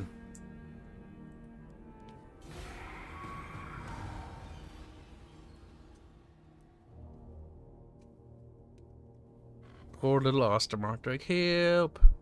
We're dying. Stop spoiling landmark kibbles. It's not spoiling landmarks. That lore's kind of like stuff that should be relatively known. Trust me, if I was going to spoil landmarks, I'd start talking about Vatsti or Avagaria. And then people were like, stop it, Kib, you actually just spoiled like a massive part of the plot. And I'd be like, Lamau. And then they'll be like, and now they're like wondering, is there a massive part of the plot? And I'm like, where the fuck is these places? I always like to think of Avagaria as it reminds me of America a little bit, except it looks like a turtle. It's like Turtle Land. It looks like a little turtle. Like, I'm not even kidding. Vatsti just kind of looks like South America. But Avagaria is to the north, and it just looks like a turtle. Every time I look at it, I'm like, it looks like a turtle. Like it's a little turtle continent. It's in the position where North America would be if Europe and America is reversed. Because Astria is kind of like Europe, and Avagaria is, you know, to the east of there, across the ocean, in the Mariam's Ocean. But part of me wonders, right? Like, we really fucked up our North America, because we don't even have, like, Native American tribes there. Like, there's a completely different type of tribal sets. Reminds me more of Gaul. But whatever. Kyle, will the game come out with the big background manual, like 90s games? I mean, I was thinking about that for, like, a collector's edition thing, because that's honestly the only way we could produce that. It would have to be a limited run. But I would probably run as many limited runs as we could until the demand was not there anymore. Plus, I would want one for myself, because that would look awesome on the shelf. That's a decisive victory. Should I even bother? I mean, all the battles are the same. Champion of the dark. Well, we did it another bit of wheel, shit, wheel.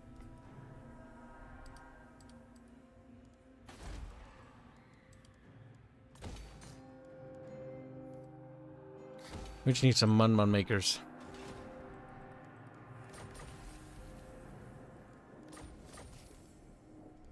We're getting chunky, chat. We're getting chunkier. We're gonna noodle our way up to Kibseeelf, because funny.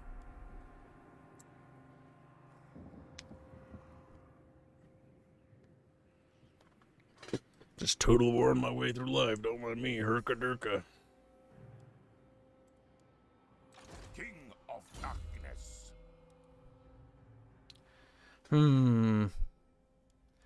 I should just make him a more deadly boy. Bow.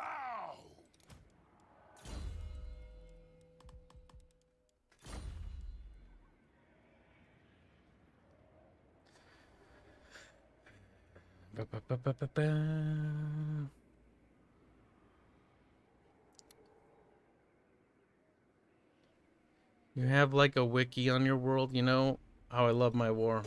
Honestly, I'm gonna have to have somebody make a wiki for me. But then I'm gonna have to have them put the lore in there, because if I do it, I'll put everything in there, and then I'll accidentally spoil something. The reason why we should have like a fan-based wiki is because then they can do it themselves. And then that way I can see what they've added, and I'll actually have to like, okay, yeah, alright. Like, I'll fact-check it for them. But that way I'll make sure that they don't accidentally learn something they don't want to. Like, I've already got this thing going for the tabletop now. And I think people will like it. I actually, you know, I was very careful to leave blank spots in the lore, because I realized if I filled out everything, there'd be no room for other people to have fun with it. And so I left little blank spots. These spots are intentional, and they actually work. The story doesn't need this information. It doesn't do anything. Like lesser houses in Astria exist. What's a lesser house? It's under a great house, like House Vala. So, you know, the Iaria, Nezra, that's where they're from. They're part of that house. Lesser houses subside underneath the major houses. And they're basically like, you know, basically dukes or governors and such of that nature. Depending on which region you are, because each different part of the empire is different. The Astrian Empire is a lot more like the Persian Empire. People are like, it looks like the Romans. But every time I look at it, I'm like, I think it became a more Persian in time. So it's got a lot of independence inside of it. And that might be bad. That might need to be purified, chat. To be fair, one of my favorite sub-factions, though, inside of Astria is probably the Concordians, because the Seaborn are cool. They're like, we have big fucking flotillas, and we have, like, cool sea magic. It's quite nice. Plus, the Seaborn Marines are just cool looking. We haven't showed them yet. And we're probably not gonna for a while. It's like the Helvest. Helvest I have really cool ideas for. But they're like another house that I just can't get into yet. Because there's not enough lore for them finished. We need more work done on them. And I haven't fully canonized their lore. You know what, I can tell you. Because as long as I tell you simply the fact that it's a work in progress, Helvest is like this super defensive house because it's one of the last territories on the continent called Korinos, which is basically, if this helps, just think of it as Africa.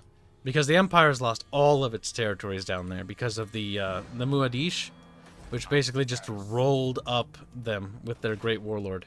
And then he died, and then they fractured into tiny little successor states.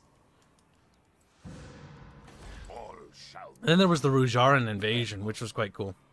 And that was where Nataclisius, was it Threstocles the Third, did a lot of cool stuff. But he's not alive in the game. Yeah, Threstocles the Fifth, the big chunky boy. Yes.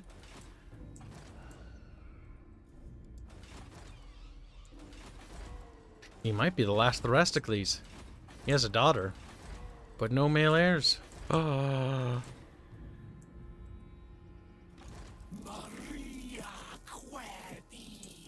Lady, stop being cringe. Benzine says, Kibs, let me eat up your lore. Oh my god, there's a lot. But at the same time, there's not that much. Like, I've written so much that it'd probably take you like a month to get through, honestly. If you wanted to read, like, everything. But the problem is you'd read all of it and be like, wow, that's really nice. At least I hope, anyways. But you'd only get to, like, you'd read about, like, certain things like the Only Empire, and you'd be like, okay, well, there's a lot of missing gaps on them still, or the Dominion of Novaria before they became the Conclave of Novaria, the Astrian Conclave, after their after the 3 Astro-Novarian wars, which are basically the equivalent of ancient world wars. Like, they were quite big, and they stretched over like 4 continents.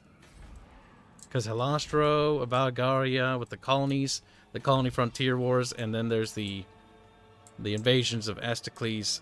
And that's also what brought Astocles into the fold. And then this is the vacant throne of Astocles. And that's more of an honorary thing. Oh my god, there's so much stuff. That'd be so cool. I thought about doing lore videos on it, but I'd have to commission artists for that, and I don't have money. I have money, but I don't have that much money. And then I'd be like, that would only take away from the game's development. One thing at a time is what I tell myself. One thing at a time. You'll get there, you just have to be patient. I mean, it's possible we'll get enough movement points to get there next turn. We'll see. I know my path.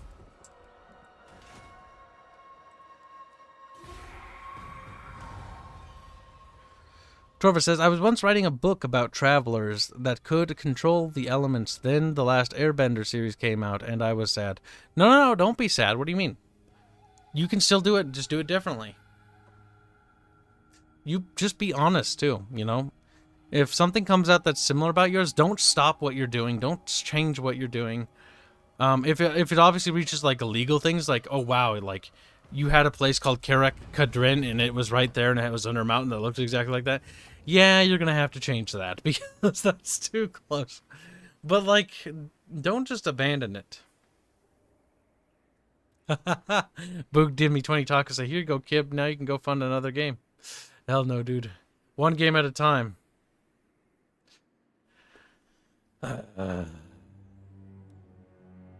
Once we have I honestly think once we get the fucking combat prototype done and it's polished and people can play it, I think people will see what we're actually doing, and I'll feel a lot more happy about it.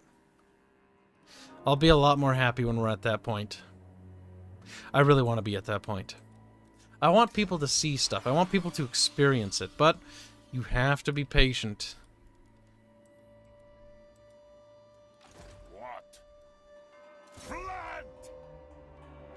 He's like, my name, Vlad. Such insolence. No mercy. I don't think you're gonna stop me. Leopold's Leopard Company. Nope. Thank you for the taco, Boog. I'm sure lore videos will be made if the game is a hit, Kibbles. Honestly, a part of me like thinks I would love to do them myself, but a part of me feels like I would only do a disservice to them. Like, a part of me wonders if I should get a professional to do the voice work for it, because maybe I'm not suited for the role. Yeah, it would be special to have the actual writer himself handle it, but at the same time, a part of me wonders if that's not appropriate.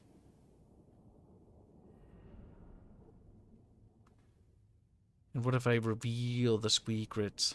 Chad, you have no idea how big this world is, how this universe. Saying a world is so small and narrow, because it's not a world, it's a universe. The universe is massive, and you need to understand that, and you need to be delicate with Kibs. The biggest part is going to be you guys understanding that. When you guys understand what I'm saying, and that word I've said makes sense, you'll know. And I hope I'll have done a good job, because if you understand what I just said, and you understand the gravity of what that means, when you do, because you will, you'll reach that point and be like, Kibs, that makes sense now. And I'll be like, yes, it does. But does that make you happy or mad? That's the real question. You can't be mad, chat. You have to be happy. If you're mad, I'll beat you up. They're like, you can't do chat's delicate. It's like, delicate my ass.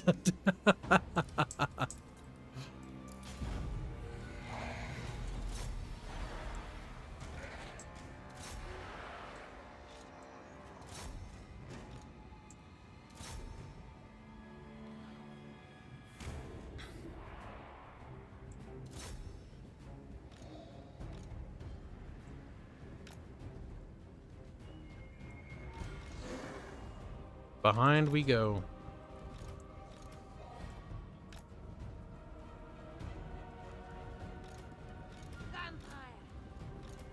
Bow before me. Vampire. So yes, you are a vampire. I should be as delicate as possible with you kids. Oh shit. No, then you'll never understand what's happening. You'll be like, what? Why is he talking about ice cream? And hair on people's legs and kids' legs. And I'm like, no, it's not about that. Tragedy. I hope you guys one day understand what I mean by that, though. It's difficult to explain because you can't explain it. Because if you do, people would be like, oh, that ruined it. And it's like, no. It has to be appropriate and it has to be done right. So much care has gone into it, you have no idea. And if you do have an idea, then maybe you'll respect the effort that went in. Maybe. Thank you for the Moringatus. Specifically the New Zealand bucks. So much work need be done, but I have no real time to actually properly allocate directly to it. See, you say that, it's like, well, Kibs, you could do that instead of stream. But the issue is I need to stream. We have to stream to help with the channel's algorithm, because it has to get a certain amount of views per hour, it has to get a certain amount of clicks, it has to get a certain amount of likes, because if it doesn't, then it begins to tank in terms of growth. And you have to maintain that level, and it's actually annoying me. Because I want to allocate more time to it, but I can't. I haven't hardly written lore. What was the last lore expansion I did? I call them lore expansions because normally when I do them, like, they're huge, and it's because I've been thinking about them for fucking months. It feels like months. It's probably just been weeks, actually. I'm probably blowing the timeline out of proportion. Actually, I think that it might have been a month or two, because the tabletop thing has actually put a pin in the work I was doing when I actually allocated stuff to work on lore bits, because I had to reallocate to researching tabletop things, and that made me realize that that's going to be an actual cost on development time in terms of writing. Fortunately, Kibs has written so far ahead of everyone else that it'll literally take them forever to catch up to where I am. They're speeding up, though. That's concerning me. That's why I had to start designing the magic system, because, like, oh crap, they're almost finished implementing the mechanics list I laid out. I need to actually double check over the 2020 design doc, and then redo the design doc and the 2021 doc. I don't think I polished the 2021 docs.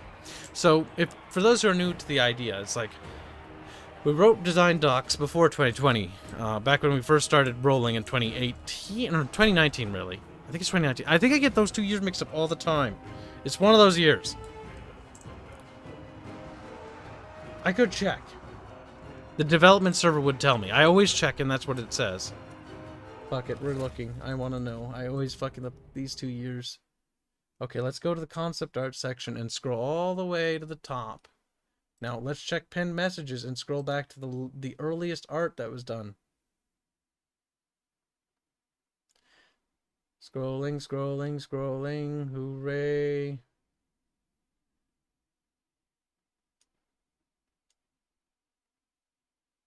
I'm sad. Those artists are no longer a part of this project. That's Jake and Rennerade.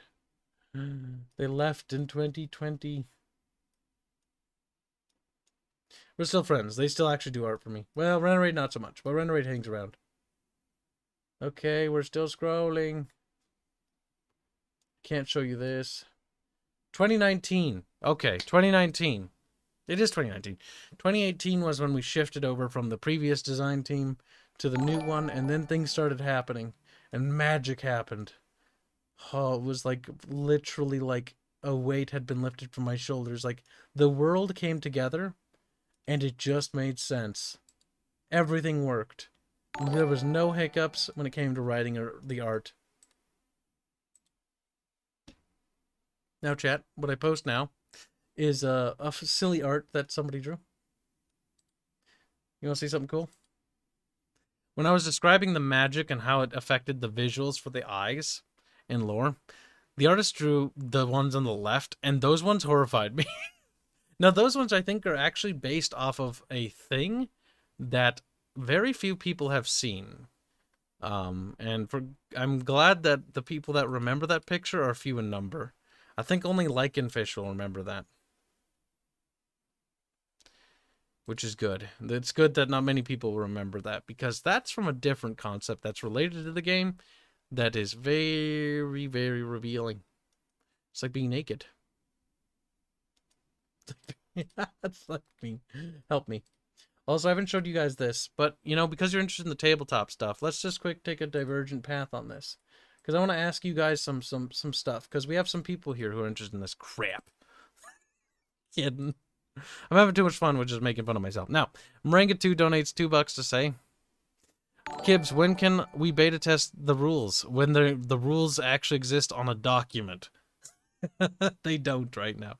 They're just like a collection of notes very loosely put together in a channel that under a folder in the development server titled...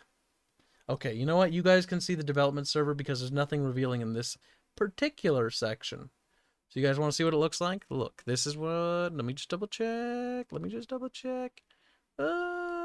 Okay, we're good. We're good. Nothing revealing here. This is the dev server, by the way. This is the Aerith account. There's the Archcast server, takes place on the Chamber of Squeakrits, and then we do the streams over here, because you see I'm in the Astrian Conclave. But this is under the concept art section here. And this is how our development server is broken down internally.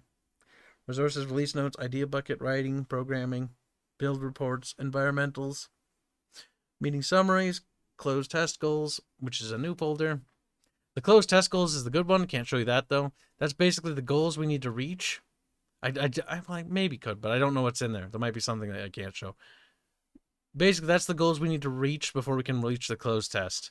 And once all those things have met on the checklist, we're there. We're not there, though. There's a lot of things that are very hard to do, and it's going to take some money and time. But we're getting closer. More of those checklist buttons are filling up. And we're getting closer, and that makes me happy. I just wish we were there already, but, you know, patience is a virtue. Once all those things are met, we'll be golden. Here's the art section, and then here is the tabletop. This is the new section that was made specifically for the development of the tabletop. So we have Terrestrial War tabletop, which is basic discussion and ideas for the mechanics. Concept art, this is the section for concept art. This concept art here is actually in this folder here. There, you know what? I need to proof all the things I show, because these things have to be authorized by me specifically, but I have the ability to authorize myself, but I also don't want to show anything that isn't supposed to be shared. Nope, not that one. Okay. This one's clean. This one's fine. This is the basic folder where you can see where we work on, you know, the 3D miniatures and whatnot. But as you can see, you know, processes are being done. These guys, Baffy, a great guy, who's joined the team, along with Sala, working on it together. Very interesting. So I'm going to move that off to the side, because I'm mostly afraid that I'll press a button that I shouldn't press. Yeah, Boogs Robert's in there too, because he's a developer. He's the only guy who posts in the sound folder. There would be more sound folders if we had a more complex sound team, but it's just Robert, so he's the only one in there. But yes, that is a development swaver. YouTube don't like boobs. They don't. So when do we get booby mouse pads? So would it be the VTuber? You are an Echo Boy. Honestly, booby mouse pads are not really on my list of priorities. If somebody can show me how those are made, like, I guess I can allocate something to that maybe, but I don't know if that'll sell, and if I can really justify production of setting up art to be made for that and then having those shipped, when I'd rather focus on the massive ass project that we have now. I don't, like, yeah, sure, it'd be a great idea to sell more merchandise because we could use more money, and anything that gives more money would be good, and plus we could sell, you know, stuff for that. But a part of me just, like, the idea of just focusing resources away from that already scares me. The Battletech Reimagined project was my free spending money, basically boiled gone. Now, the only reason why we're taking a break from that, because I'm giving the artists a break. Because I don't want artist burnout, and I can tell that the artists were pushing themselves, and they were cranking out art like crazy. And I was like, okay, all right. I'm going to take a break, and we're going to focus more on the game, and we'll come back to that, you know, after Christmas. Because we've pushed so much Battletech art out that I don't even know anymore. That's a fan project. That's a side project. But it also takes resources from me, because I commission those. But yes, when it comes to the miniatures, right? So we're trying to come up with different chess pieces. Now, for example, like, I'll go through my process here. Like, I definitely kind of like the shoulder thing. It's a bit Romanesque, and it kind of annoys me a bit because I'm not a big fan, but, you know, that'll work. It doesn't bother me too much. Like, I get that there's only so many armor types to use, and it kind of fits the culture type and how they've sort of evolved.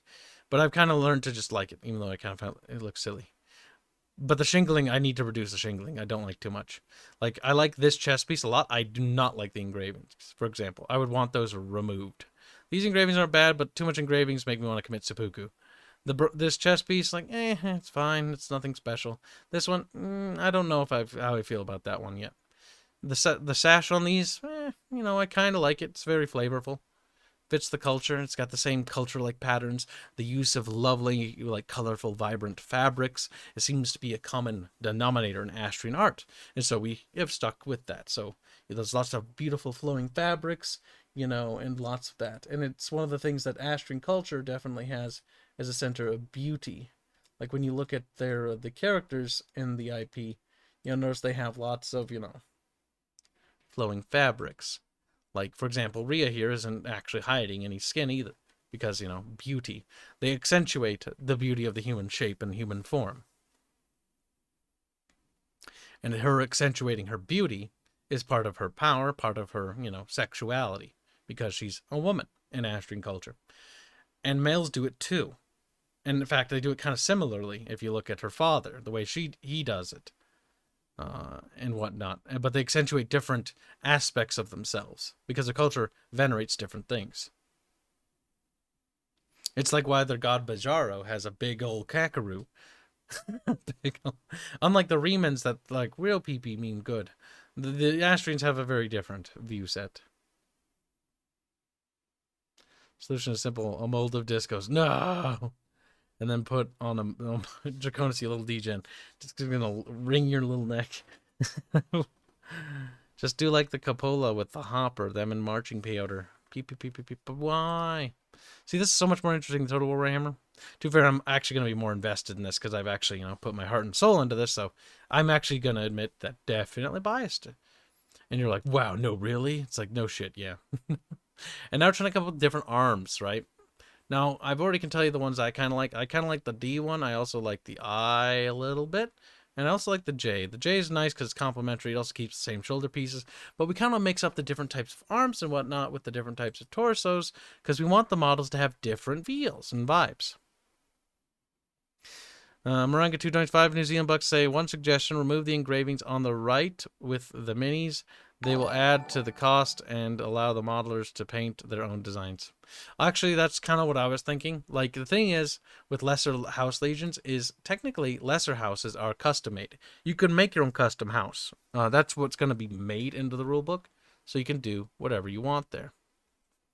What is a squeak? That's a story for another time. I'll get into that at another point.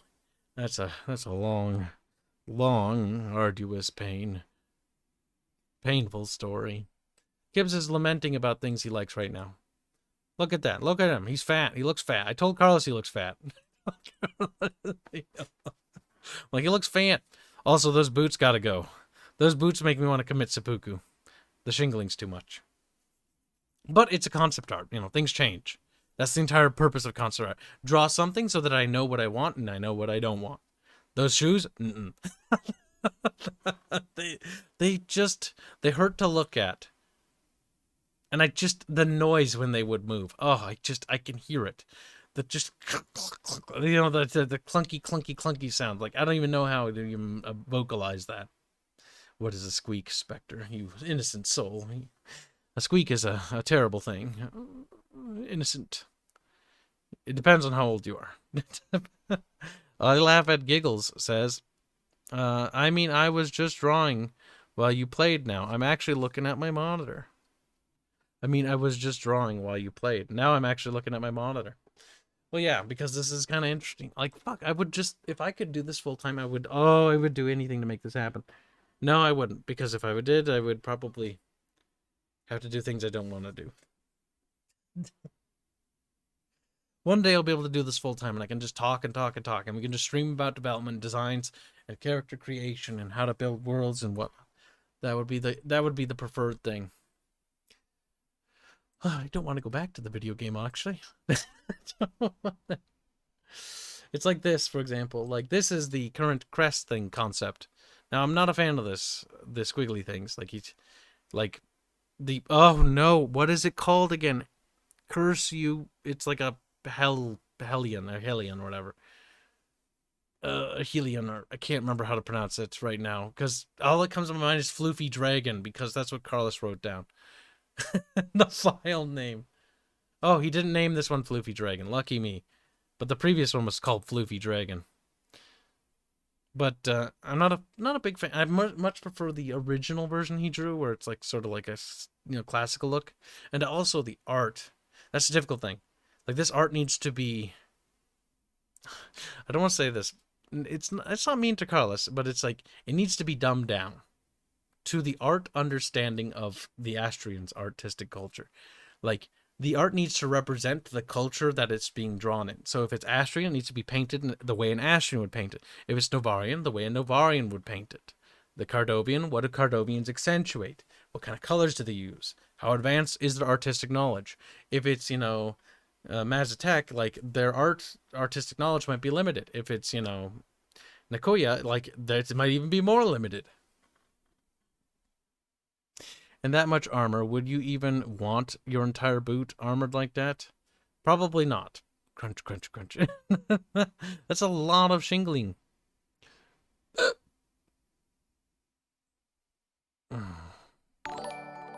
Sabaton. What the heck is that? Oh, damn. Ugh. Not a big fan. I don't even know what they're cringing about, but good for them. Because their music's kind of poopy. Let's see. Blue Dragon may be discount spear. Moringa $2.95 say clean full shapes work best for miniatures, which is why Astartes have big shoulder pads. Definitely simplify the boots. Last from me for today. Well, thank you, my dude. Very generous. But you don't have to donate for those suggestions. You can also type them in the actual Terrestrial War section of the Discord, where we actually allow for people to give feedback there. Oh, I did miss a donation? I'm not surprised. I haven't been looking at the Streamlabs screen. I've actually been looking directly at chat. So if I missed one, it just sort of rolled past me. I'm going to go through them all again. Okay, I think it's the one. Let's see. Lothar donates 50. Sekiro's the same. Lore question. How based is Rhea and family on the Nephiric question? How based is Rhea and family on the Nephiric question? Well, let's just say that their view of the peoples from the Agorial is very skewed. I've written all the characters to have their own predisposed biases and perspectives. Like, you know, Ugiri, who is a Nephiric character, has his own viewpoints. I think you guys have seen Ugiri. We haven't showed too many of the Nephiric characters, mostly because a lot of them aren't finished, and only Ugiri is the only one done. And he has a very different view set, because his culture is very different, and his specific tribe has a very different view set as well. Unfortunately, the Fear Court's actually been able to keep up in terms of technology, but with the invention of some new bits of stuff, it's going to get a little dicey. They're going to have to start adopting some of the things that the regions they subside over are using. Otherwise, they're going to fall behind, and that's going to be big bad for them. See, this is more fun reading chat. Look at it. Simplified would be appropriate word. I mean, honestly, I'm gonna leave most of the model stuff. When it comes to like the model itself, I'm gonna leave most of it to Baffios because he's the expert. When it comes to that, like he knows what he's doing. I trust him, and so I trust his judgment on that as well because he's also, you know, made suggestions on that kind of stuff with the Aerith mini and the Babette mini. Once the Babette mini is done, we'll get a Archoli mini, and then we'll go through the entire cast. Hopefully, by the time the cast is complete and we release those. Hopefully, I'll be able to start production of the terrestrian tabletop stuff. Because by then, I hope that the concept art section will be done. That will have a first troop done. Loose armor moves around much and is poor at providing protection. Plate, full plate includes padding. Archmage. Oh, you're right. You're arguing with someone else. Never mind. Thought you were talking to B. Armor actually isn't that loud. Metatron did a video on this, and even in full plate is pretty damn quiet. Oh yeah, no. Well-made plate will be. That type of shingling, though, honestly, to that degree is going to be a little noisy. Just based on how the foot joint moves and how that shingling was drawn. Also, I'm not a fan of that many shingling. Like that's overuse of shingling, and it bothers Kib. When there's just like one repetitive like form on it. It's like, variety.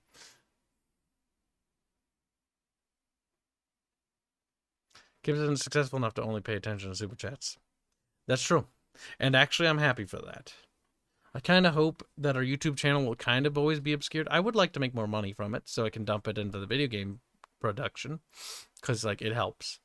But it would ruin the fun if I couldn't just sort of, like, talk and answer these and take my time with them and have an actual discussion with you guys this way. Because this is more fun for me, personally. And I hope that we don't really grow too popular. Maybe I'll be more abrasive or something if we start getting too big.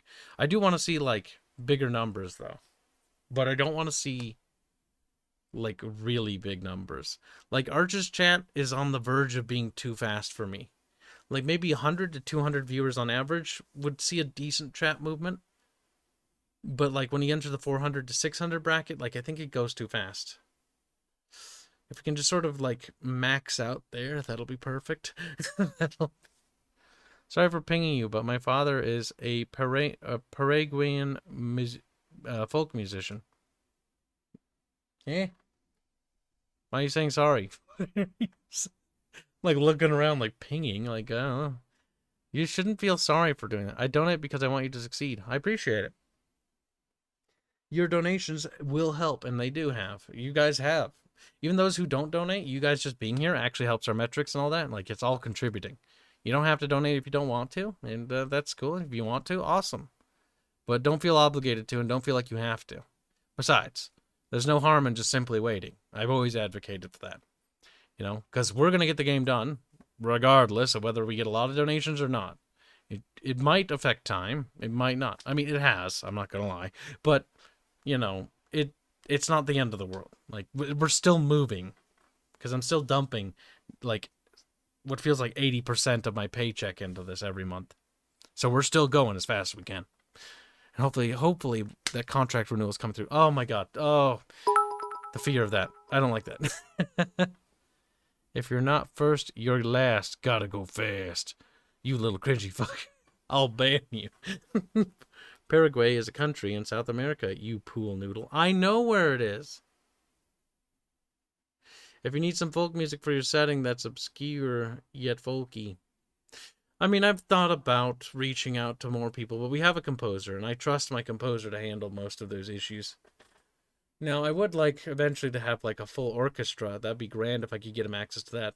Oh, the funding we'd need to actually give Robert that kind of resources. Yeah, let's not think about that right now.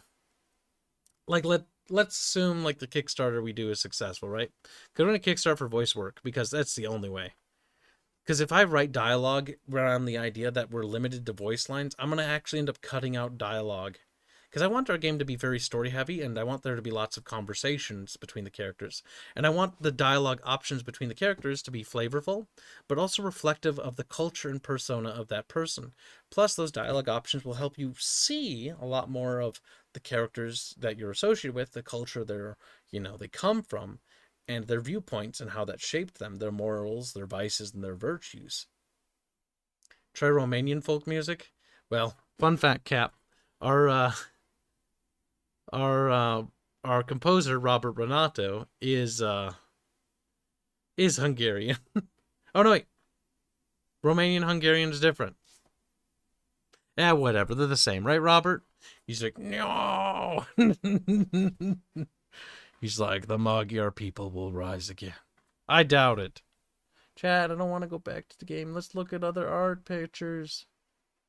Look at this, chat. Look. Carpets. Wow. Now, I wonder how much people think. The bowls, the utensils they eat with, how they eat, all that stuff had to be concepted out and talked about. The walls, what color the walls are, what the building materials are, why the city has roofs that look the way they do, all that had to be discussed. If you knew the sheer amount of autism that went into this, and that is still going into this, oh my god.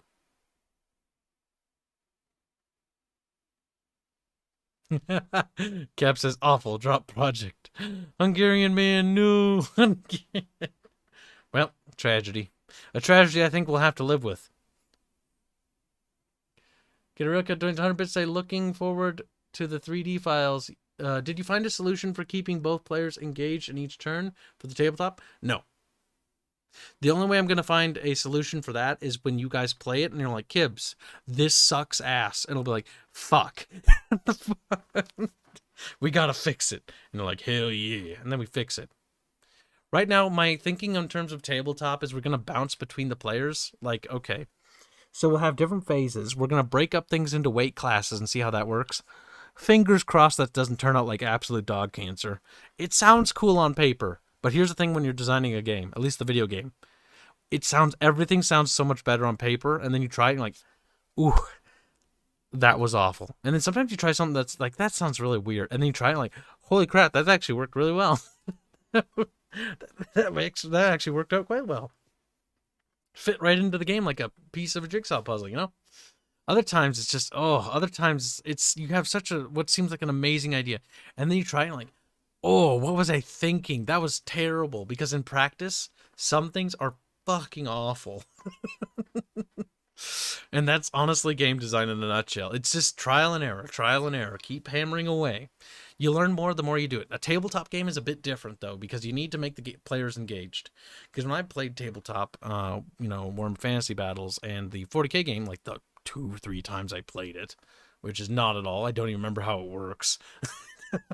I just remember one thing from that, and the only thing I actually remember is being bored. Is sitting there going like, is it my turn yet? And being like, God, this is kind of boring. And I was like, okay, I don't want my game to be boring like that. Like, how do I make it more fun? How do I make it engaging? How do I engage players, in more of the turns so that players are able to react more? And it's like, I've looked up other things. Sometimes they have more reaction stuff, so that players are engaging back and forth and whatnot. And it's all about finding a system that works for us and what makes the game feel engaging. Because I want the phases to go by quickly, because we have a light, medium, and heavy phase. Light is to basically denote light units, medium units, and heavy units. Units that are lighter can move quicker and faster and move before medium units and heavy units. and it alternates between the players so that you have back and forth sort of counterplays going on. This is sort of me using chess design a little bit more, because chess is very similar.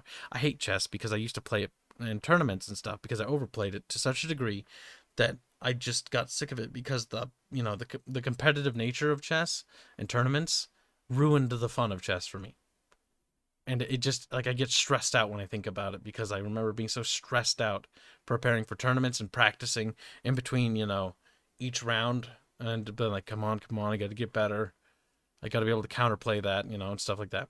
But what I always liked about chess when I was playing it was that you move a piece and the player moves their piece, but you're always like moving, like you move a piece, and you moving that one piece has a lot of weight behind it. There's a lot of thinking going on, a lot of analyzing.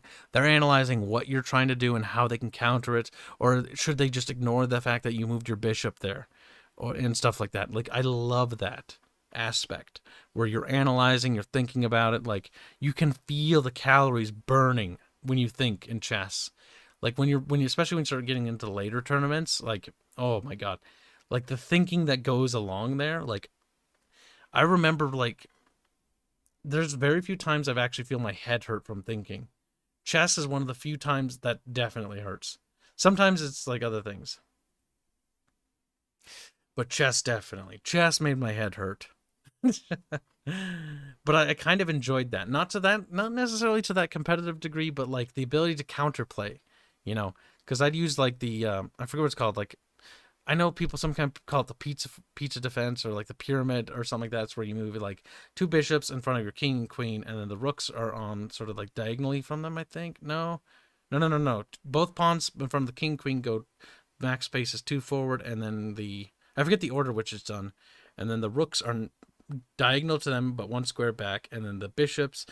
Both your bishops are in the middle there, and then you're able to castle your king. So if you ever need to in an emergency, you can quickly castle your king over there, and they can move pawn forward on the right, and to get a little emergency escape in case you lose your rook that's blocking them in. But that's besides the point. That's me thinking and trying to remember how one of my favorite plays go, because I like to do a lot of defensive plays and just let the player come into me, and then I just kill all their pieces. I like to just tear down their stack until there's nothing of value they have.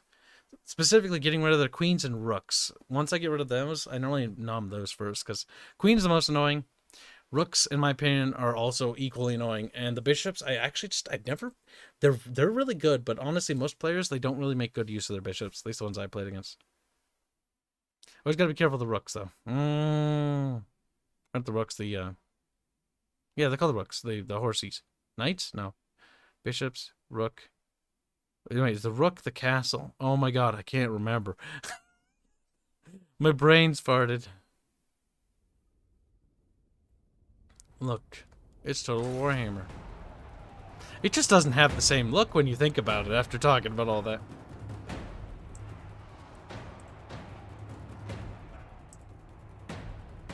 But yeah, that's kind of the style of tabletop that I found interesting. The ability to... I find the game to be distracting when it comes to its audio. Be quiet, game. You have nothing interesting to say to me. You're like, shh, quiet. You're not important anymore. This is about Kibs. Fuck you. Now, Benzine says, alternating activation has been quite popular for tabletop recently. Okay, good. That's convenient. I've been looking for that Oathmark, which does it pretty well. Oh. Don't know what that is. You should send me a DM about that. I should probably conduct some research into other games that do that. But that's why I want to do alternating things. Like one player does one action, the other player does another action, so they can sort of move and counter each other. So that maneuvering has a more...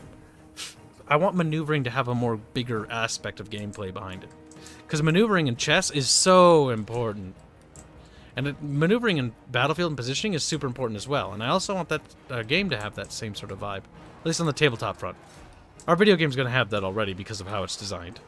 But while our video game could be converted into a tabletop, it has to be expanded. Because tabletops need more rules.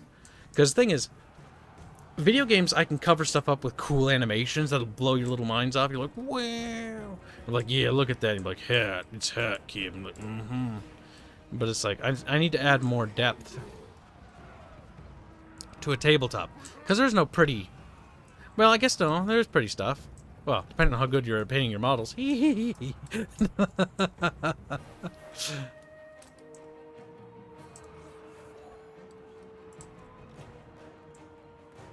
My back hurts. Owie. Rook is a tower-looking piece. Okay, thank you. I don't know why, but I was doubting myself about the rook. I was like, why am I doubting myself? One of my favorite little war games as a kid was originally Risk and Stratego, and chess. Those are my 3 favorite kid games when I was a kid. Oh, and the Jurassic Park game. That was cool, too. Where one player... All the players played as survivors, and the one player who played as the dinosaurs got to eat all the survivors. That was kind of fun. I enjoyed that as a kid. I remember my friends didn't really like or care for it. And I always hated that. I was like, come on, it's fun. It's like, I'll play as a survivor. You can be the dino that eats people. I don't care. Like, the whole concept is cool. Like, you have to progress through the map and not get eaten by the dinosaur. Sounds easy. Until Tyrannosaurus Rex eats you. Play Medieval 2 Warhammer. That requires me to mod it. See, the problem... I'm not opposed to playing the game. I'm worried about streaming the game. It wouldn't be as bad. But the issue always therein lies is one specific issue. And I can't remember what it was off the top of my head. Oh, oh yeah, stability. That's it. That's the one issue with Medieval 2 mods that makes me annoyed when streaming them. Stability. Them crashing makes me frown and cranky. Now, time to read supers real quick. Get a real quick, give me 100 bits. Read that. Lothar donated 20 secures. Say, time to start a war. John Williams versus Howard Shore. Who's Howard Shore? She's like, no, the war's over. That's quick. Think of the mud buns. Personally, I know about John Williams, so I'm gonna be biased for John Williams because I know what he's done. He's done fucking Star Wars and Jurassic Park. And every time I feel like a little bit retarded, I feel like the dinosaur theme plays in the background. What's the other thing I was gonna say? I don't know. Marangatu donates $5 to say, ask Arch about how bolt action does it. Its activation. That would interest you. Also, Saga does it perfectly. Why do you think I shill it all the time? Thing is, I'm not actually super big into tabletop board games, mostly because I live in the middle of fucking nowhere and there's no one to play board games with, and every time I've tried, like I bought the Game of Thrones board game because all my friends like Game of Thrones. I was like, okay, like what's a cool board game we could play? The Game of Thrones board game, you know, because they like Game of Thrones. Yeah, that could be cool. We'll all sit around and we'll talk about the show thing that I don't like, but I'll pretend to like it because we get to play a game together. That'll be great. And then I buy it, and people are like, yeah, let's play it, and then we sit around a table, and I'm starting to like figure it out, and nobody cares. Now I should have probably learned how to play it beforehand, but they were much more enthusiastic to the point where I thought they wanted to learn together based on what they were saying. So I was like, yeah, we'll learn it together. It'll be fun. Yeah, no, that didn't happen.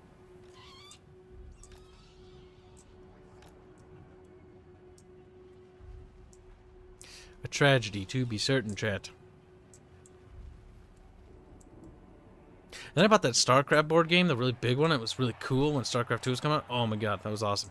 And then I remember like messing around with it and being like, God, I wish I could play this with people. I wish. And it's in a shelf somewhere. Oh, it's in the closet, actually. Never mind.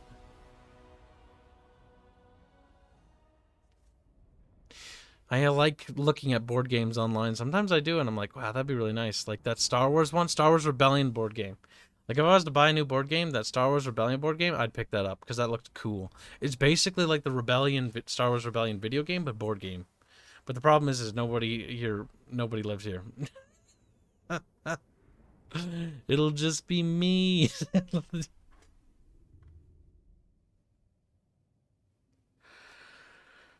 Oh, tragedy.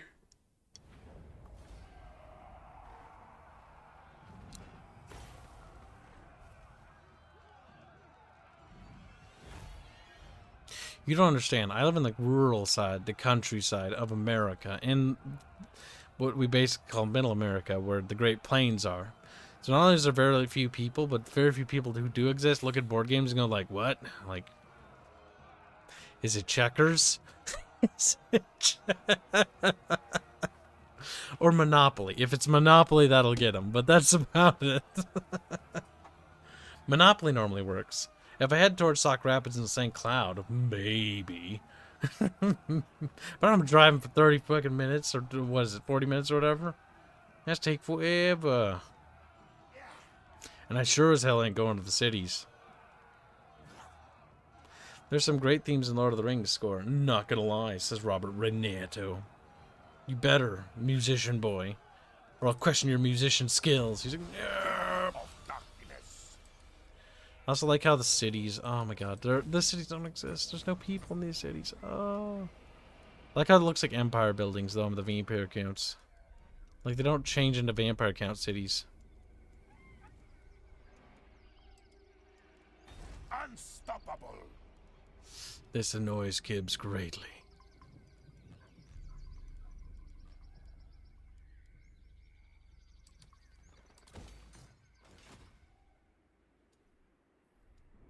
Well, Ostermark is dead. What a loser.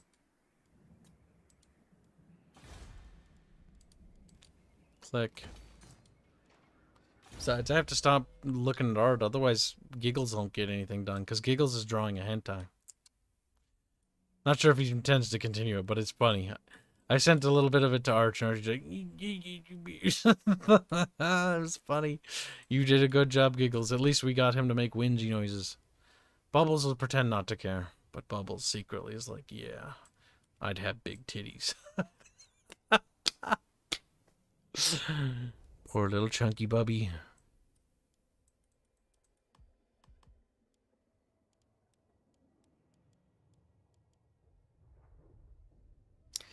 You know, I'm going to focus on just making more guys tougher. I thirst. So wait, wouldn't I count as an elector count now? Because I have elector count territories. Wouldn't that work? No, on the Empire side I show up, but I don't think I show up for them because I don't share the same mechanics.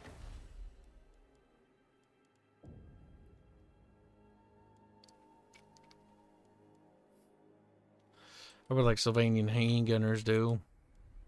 Bow.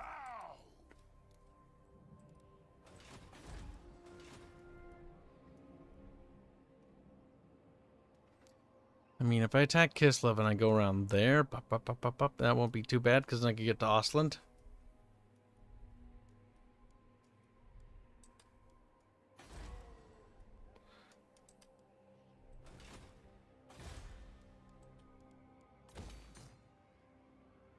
Ah, yes. Gil says, I swap between drawings so I don't get bored. I'm usually making 3 to 4 drawings at a time, but I rarely finish half of what I do. Ah, generally it's the curse, isn't it? I used to doodle too. I used to swap around. Because it's fun and it's good to swap around. I mean, Sala was swapping around when he was doing Wrath of the Firstborn. Because, well, he had to do other things. You have to mix it up a bit. It's good to take a break and walk away from something and just come back to it. Because you come back to it with a fresh pair of eyes. Especially when you're starting to wane and flow. And thank you for the donations, guys. Get a real cut donations a bit to say, Kibs, put a message in terrestrial tabletop, a terrestrial tabletop called Infinity that has a very good alternate play rule. Excuse me. A tabletop game called Infinity that has a very good alternate play rule system you might want to look at. I think it's on Tabletop Simulator 2. Actually, I intend to put... What are you talking about, Giggles? Or Reguline. But I'm almost done with this one. Good, good, Giggles, good. Yep, Robert does too. Yeah, Robert says, I do the same with music. Giggles. Who calls himself I Laugh at Spaghetti, which is a big name that is annoying to read every time. So we call him Giggles because he just giggles at things. Plus, he's more adorable and endearing when you call him Giggles. It becomes like a pet.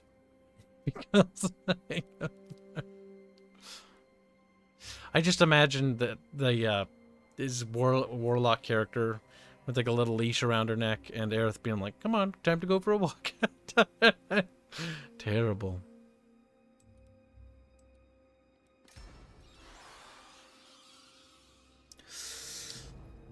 Also, I heard that the Warcraft modders that did the Azeroth mod, which is really good for the Crusader Kings game. Not played the Warhammer one, but I played the Warcraft one. Really good for Crusader Kings 2.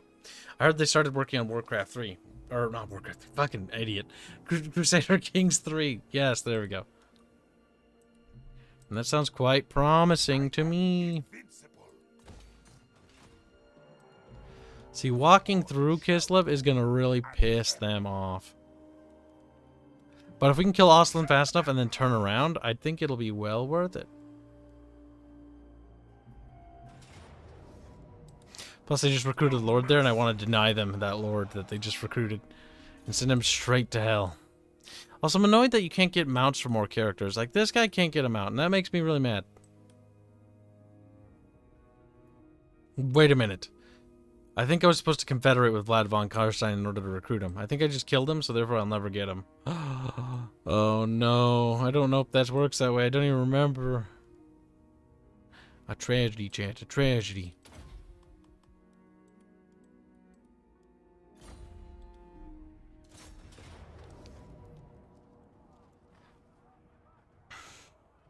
But if you could hear all the music that Robert has made, he made a bunch of tunes. He made one for like the city, he made one for like this sort of like jovial banter between the sisters and whatnot, and he made a bunch of other ones, and it's really good. It's like, make them faster, Robert, faster.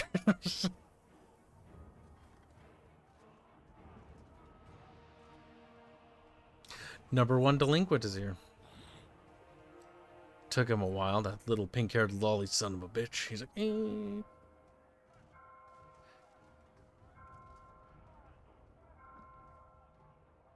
Oh, don't worry, Archmagos. Or should I say Seth? It's easier to say Seth, because we actually knew somebody named Archmagos as well. You'd be surprised how many Warhammer people like that name. If you say Seth, it's much easier to remember, because I don't know anybody called Seth. Actually, I do. Command and Conquer. The first one. I am Seth. From God to Cain to Seth. Got him. He's going to get shot in the head by Cain. Because he's going to get a little too power hungry.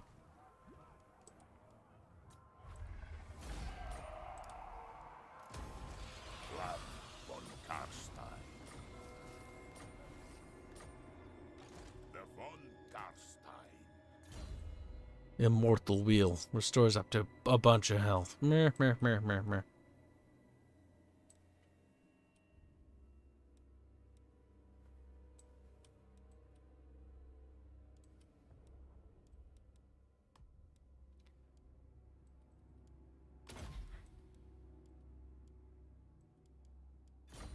I like how zombies can get veterancy. That's kind of funny. The world will drown in blood. All shall know me as Alright, Oslin has Norden as well. How big is Oslin allegedly? I don't know, but my allies are few and far in between. And I like how the elves like me. Like, you know what? Dead things are preferable to humans. And you know what? I think that's cool with me.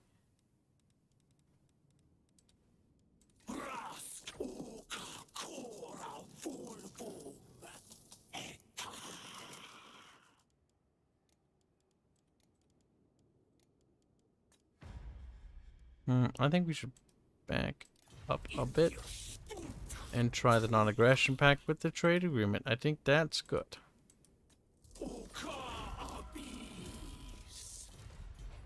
Perfect. It's done, says Giggles. What's done? The art, Giggles?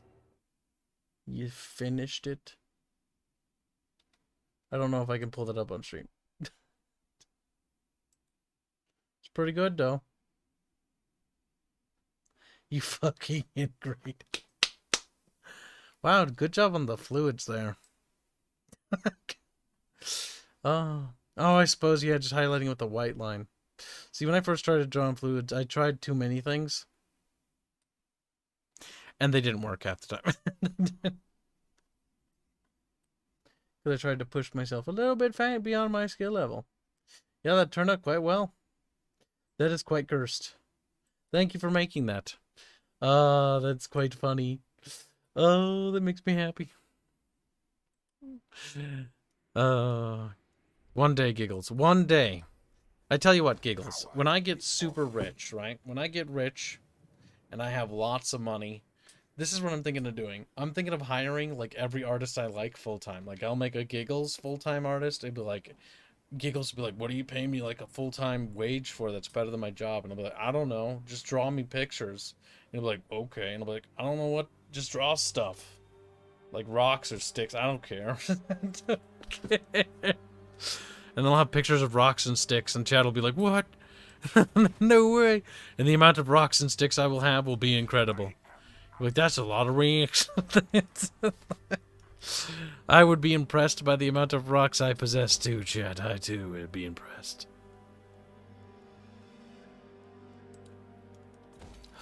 Ostland, you cheeky fuck. You waddled all the way down there. Sigmar's gonna fucking forbid something else in about 5 fucking minutes, you piece of shit. Well, we might have to play the I'm losing territory game for a bit. Fort Oberstyre doesn't have any upgrades to its garrison, which means that that's going to go very poorly. Very quickly, mind you, too. Let's check the time. Okay.